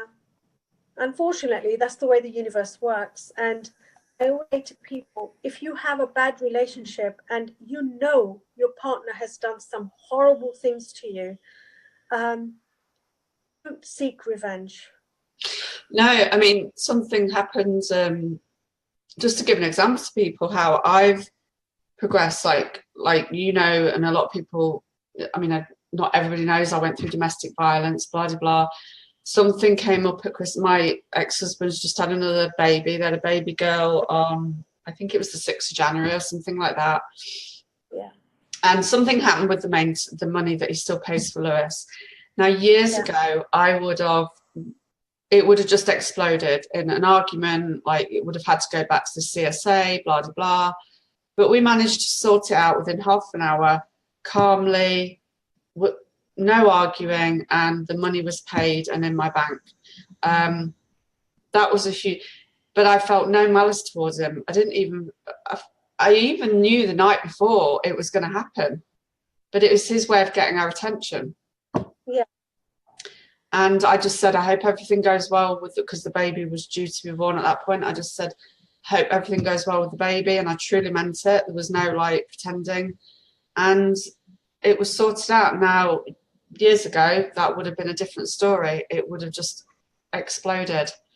Yeah. And I would have felt angry, he would. So it just shows you can improve a situation, but it's got to be a choice. Yeah. And even if they're not being 100% agreeable, if you are, it changes the energy. It does change the energy, because your thoughts of being laid back and letting things go will change the ripple effect, you know. Yeah, and when I say that, I don't mean like, oh, roll over and just take it. I mean, go at it with peace and calm, and you want to sort it out, not just like, right, I'm going on the attack, because that's just going to blow up in your face. Yeah. And then I get some people saying, how do I know it's over and I'm over him? And I always say to her or him that you'll feel a feeling of like it's a completely neutral feeling. Neutral, yeah. It's completely neutral, indifferent. Basically, you don't have any negative feelings at all. You don't feel bitter, you don't feel unhappy, you don't tear up when you talk about him. You literally think, it's something that happened in my past. I know it happened, but I'm not feeling anything towards, either. Yeah, and that's when you know you'll be over it. Yeah. It's like I almost feel as if like we were never even together. Not in a bad way, but it's just neutral. There's no charge. There's no feeling. It's like an indifferent feeling. Yeah, it's just like, oh, it's just somebody I know, but there's never been that. It's crazy how things, in a good way, how things can, turn. But you've got to make that choice. If somebody chooses to stay angry, it will never improve. And also, if you choose to stay angry, you're just hurting yourself. You're not being able to get on with your life because you're choosing to stay angry about what happened in the past. It's gone. Yeah. It's done. And see it as a lesson, as something to learn from. It happened for a reason. I think everything happens for a reason. And if that reason is for you to learn something from it, then learn something from it and move on. And if you don't know what the lesson was, it'll come to you later. It won't come straight away. You'll know something about it, at a later time when you're ready to know about it. Judith's saying harder to do when the wound is fresh. Time is a bit. Yeah, I mean, I'm talking about something that happened 15 years ago, but you do hear of some people that are still bitter and angry after 15, 20, 30 years. If it happened last month, even maybe 6 months ago, some people can be neutral about it, but fresh wounds. We're not talking about something that's happened recent. I'm talking about things that could be 10 years down the line, when we do speak to people that are still angry, bitter and wounded from it, and they're not letting go of it and wonder why they're not happy. Yeah. And having said that, Trisha, it's really important to actually allow those feelings to come out. Don't suppress them. I mean, when something goes wrong and somebody hurts you, it's going to hurt you. Allow that hurt to be expressed. Don't bottle it up. Because I don't mean to be sounding like, oh, just get over it. You can't just get over it. But allow time to actually heal you. And it's all a process. The whole thing is a process. So if you are feeling angry, allow yourself to feel angry. If you're feeling bitter, allow yourself to feel it. If you're feeling hurt, allow yourself to feel hurt. But don't unpack your bags and stay there. Yeah. Allow the feelings to come out, but don't keep on staying in the same feeling.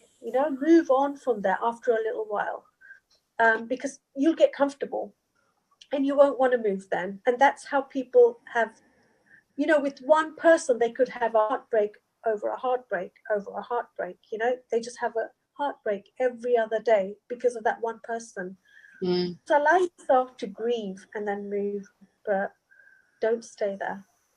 Yeah. What was going to say? I was going to say something and it's gone. I was going to say next week we're looking at doing. We'll see how it goes. We're looking at doing this on. Well, I was thinking of doing it on YouTube, but we'll have to see how this goes from today. But we're thinking of doing next week's on YouTube. What do you think, Catrima? I'd love to do it. Yeah, because there's a lot of people on my YouTube subscribers are not on my Facebook or on Facebook at all. So we're going to do this probably on YouTube next week, aren't we? So when you do it on YouTube, can you put it on Facebook as well? Or the way we've got the setup today, where we go live to Facebook, we'll go live to YouTube, so it'll go straight to YouTube. But you can share it after. I don't think we can stream both at the Right. same time. Okay. But what we'll be able to do is, I'm just trying to think. Yeah, you can download the MP4 and re-upload it to your Facebook anyway afterwards. Yeah. If you wanted to do that. Is that what's going to happen with Zoom today, or? Pardon? Is that what's going to happen? The recording is going to go on Facebook automatically, or do we have to do that ourselves? I'm assuming so, because this is the first time I've used Zoom on. What it happens is you press the button to go live to Facebook. So this should stay on Facebook. And then I'm assuming it's like a video, and you should be able to download it as an MP4 and then, you know, re-upload it yourself if you want to, or share. So you've got both options then. But I know when you do it on YouTube, you do, afterwards I can download it as an MP4 and then I can send you the MP4. So you can put it on Facebook or wherever you want to put it. Okay. Actually, I found a way to download these videos through My Media. It's called My Media. Yeah, you did tell me, and I still haven't looked that up. What's it called? My Media. Yeah, there's an app called My Media, and you literally download the app, and then you take the link of this video and you put it in, and it downloads it on your phone or your laptop. Awesome. I must look at that because I remember you told me that before.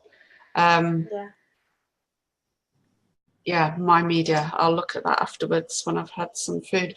So if anybody's got any topics they want us to discuss or they want to know more about, do leave a comment or write on my Facebook, message me or whatever you want, because we're open to the topics you want to hear about or guidance about. And where can people, if they wanted to book a session with you, Catrima, I mean, I'm going to put it afterwards in the comments. Yeah. Your details. Yeah. Well, my website still hasn't been updated with the prices, with the new prices, which are cheaper, and there's more choice. So if you're interested in getting a session, then just email me or message me on Facebook, and I will send you a quick list of the different sessions that you can enjoy. Okay. So just connect with Catrima through Facebook Messenger. Yeah. Did you say email as well? Yeah, Catrima@gmail.com.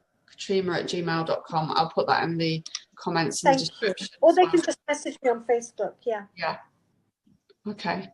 Because when we go over to YouTube, I know there'll be a lot that aren't on Facebook, so it's good to have your email address that they can contact you on as well. Because doing these lives, Trisha, has been incredible for me because I've had so many new clients, you know, through these lives with you. So thank you.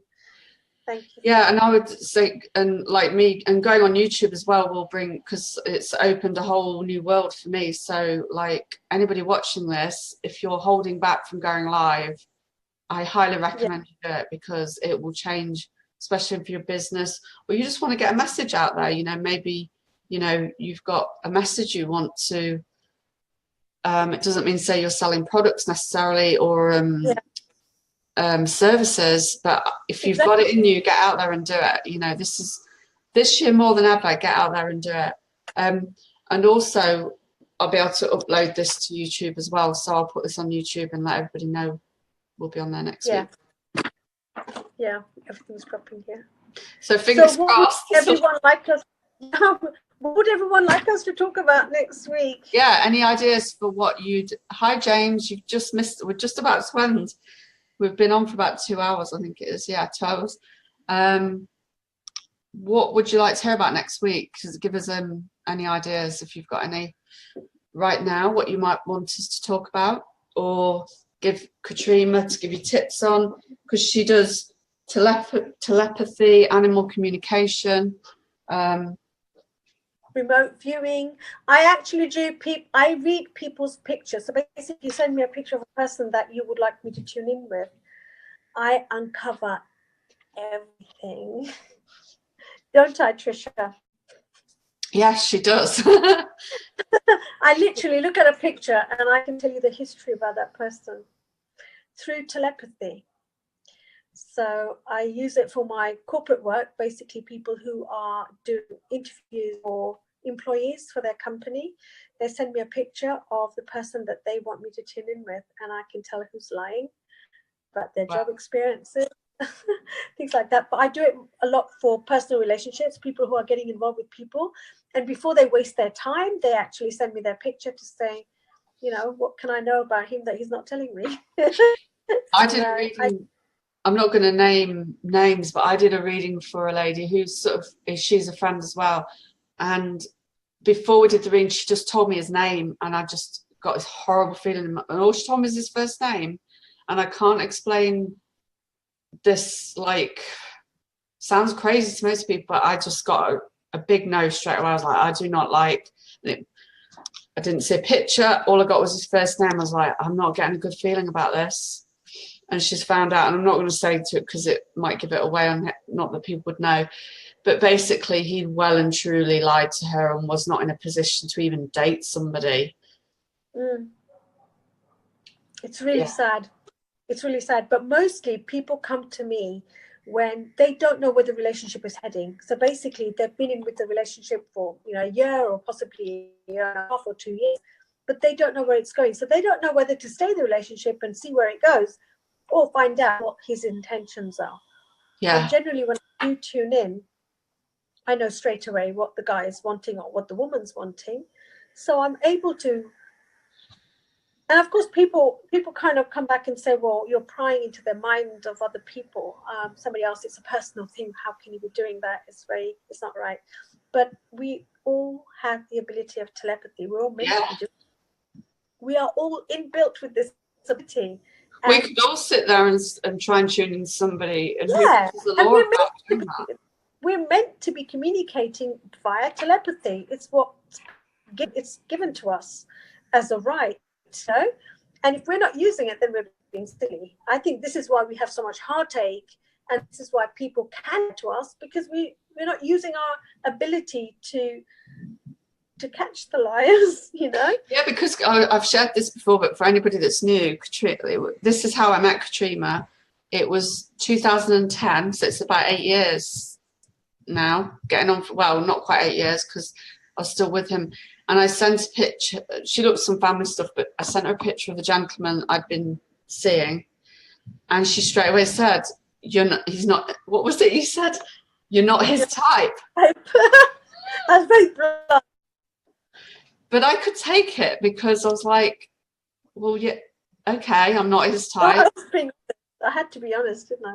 Yeah, but he went on and said, he basically, eventually, I don't hear from him anymore. For about 6-7 years, I still heard from him on and off. But every time he described his ideal woman, it was not me. I was nothing like his type. So you were right. And it helped me, like, give me closure pretty quick. Yeah, of course I was right. You were right. And I don't know what he used to describe. He liked a woman who she was almost like a man, acted like a man, but looked like a woman. Yeah. That was the type he wanted, and that was not me. He wanted a woman that drove fast cars, could fly aeroplanes, and that's just not me. That's not you, is it? No. You know, and she was right. So, and there's no point in trying to be with somebody.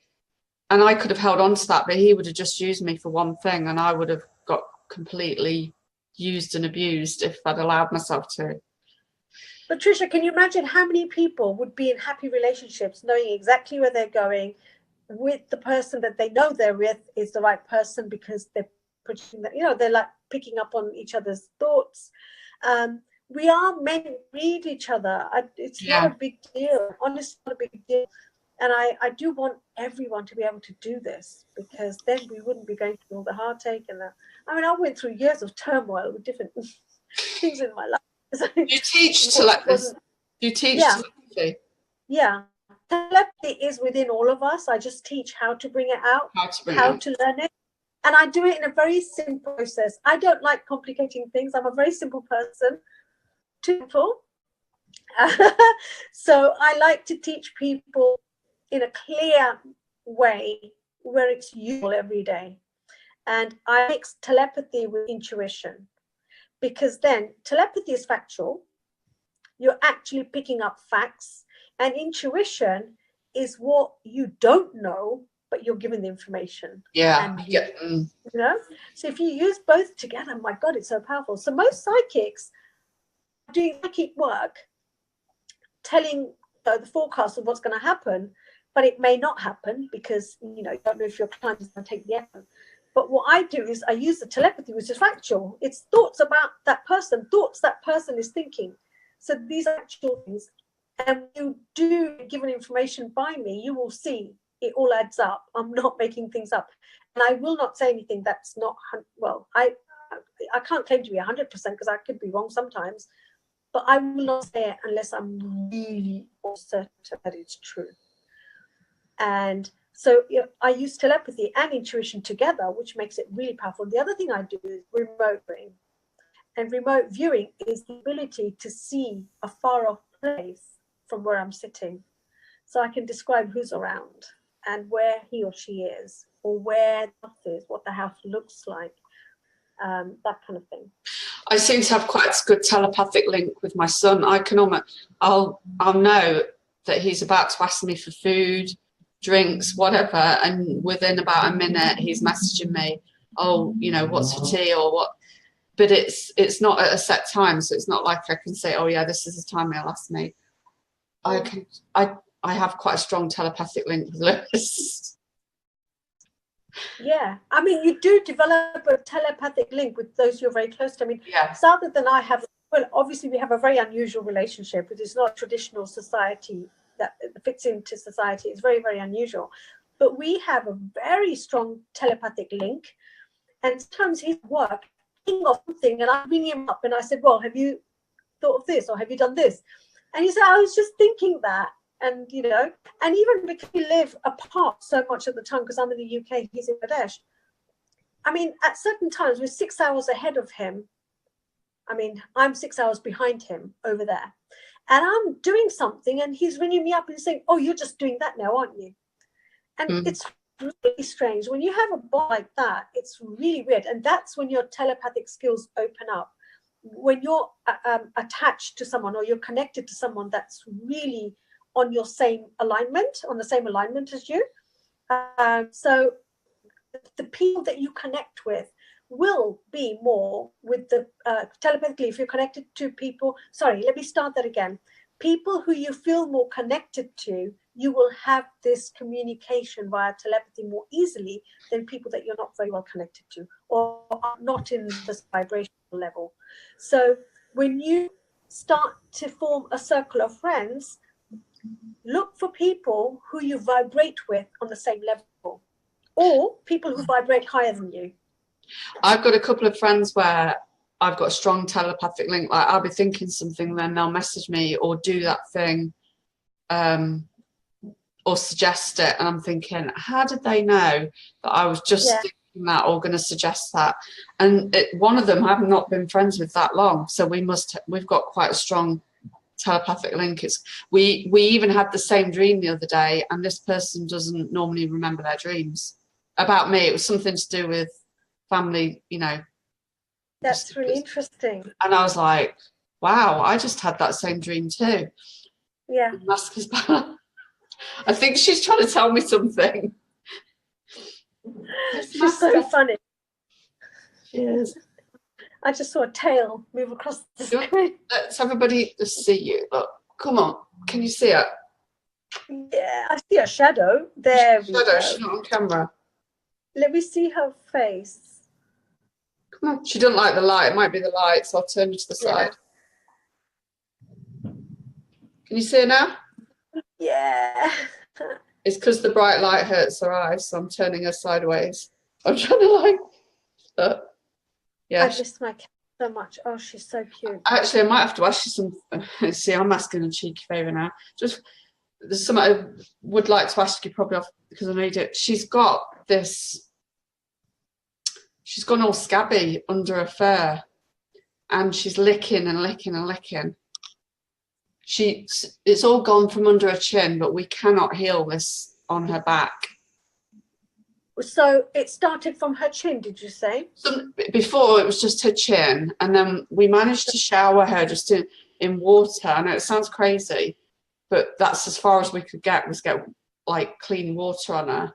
And we noticed both times we've done that, the chin's cleared up, but she's got it all down her spine and round the back of, like on the bottom of her spine, and she's licking it all the time, and it's really scabby. And I've put like natural creams for pets on it. I've tried everything, and I don't really want to be taking her to the vets where they put drugs in her, unless it's what would be causing that in a pet? Could it be food?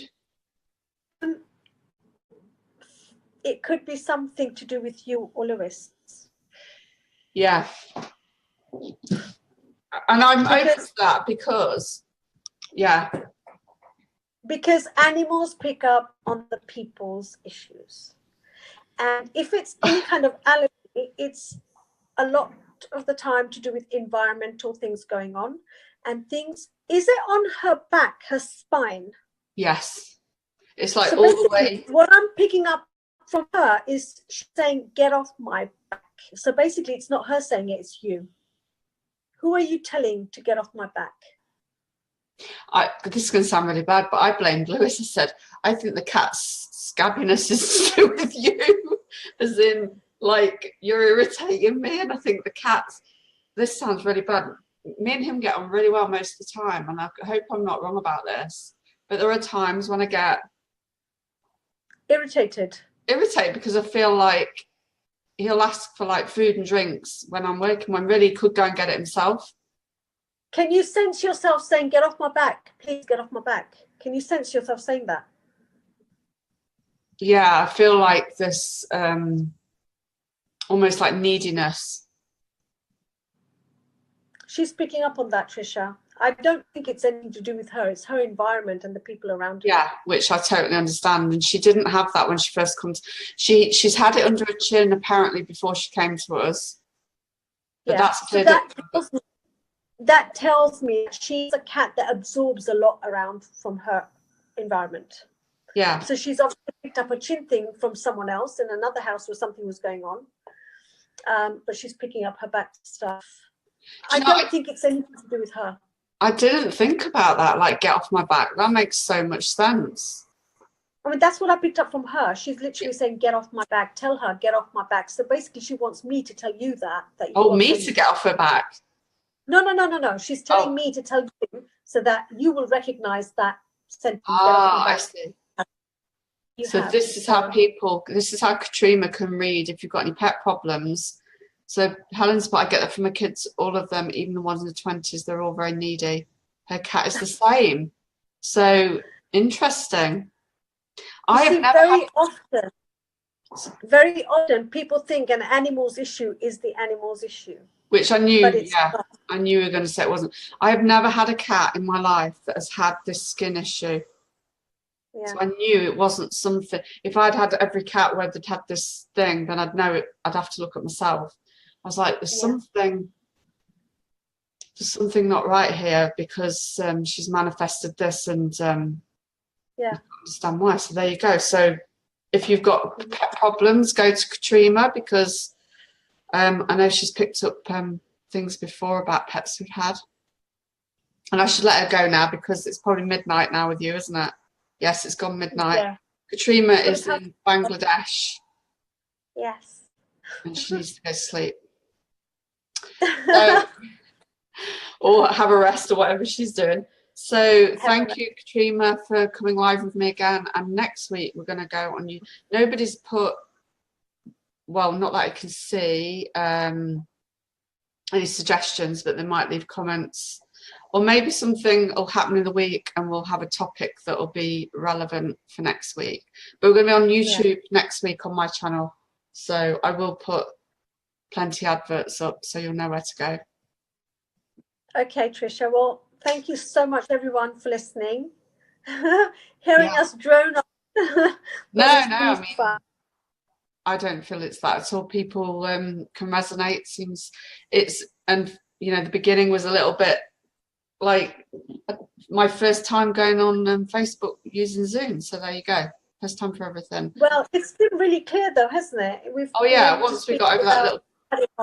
Yeah. Once we get over that blip, look how different it is compared to. I tried to go live on my phone and it was just a black screen. I thought, I'm not going to mess about with this. I just want to say thank you, Maggie. Yeah. Mag's so sweet, goes around sharing everything, and so do a lot of the other people too. But Yeah. I've missed the names because they go by, and I can't see who's saying what. But thank you, everyone, for Maggie's. She's a master number 33-6. She's a master healer. I always remember that. So she is lovely. So thank you, everybody, and we'll see you at 4 p.m. GMT next Monday. Yeah. Take care, everyone. Okay, bye-bye, Catrima. Bye, everyone. Take care. Bye. Have a great week. Bye-bye.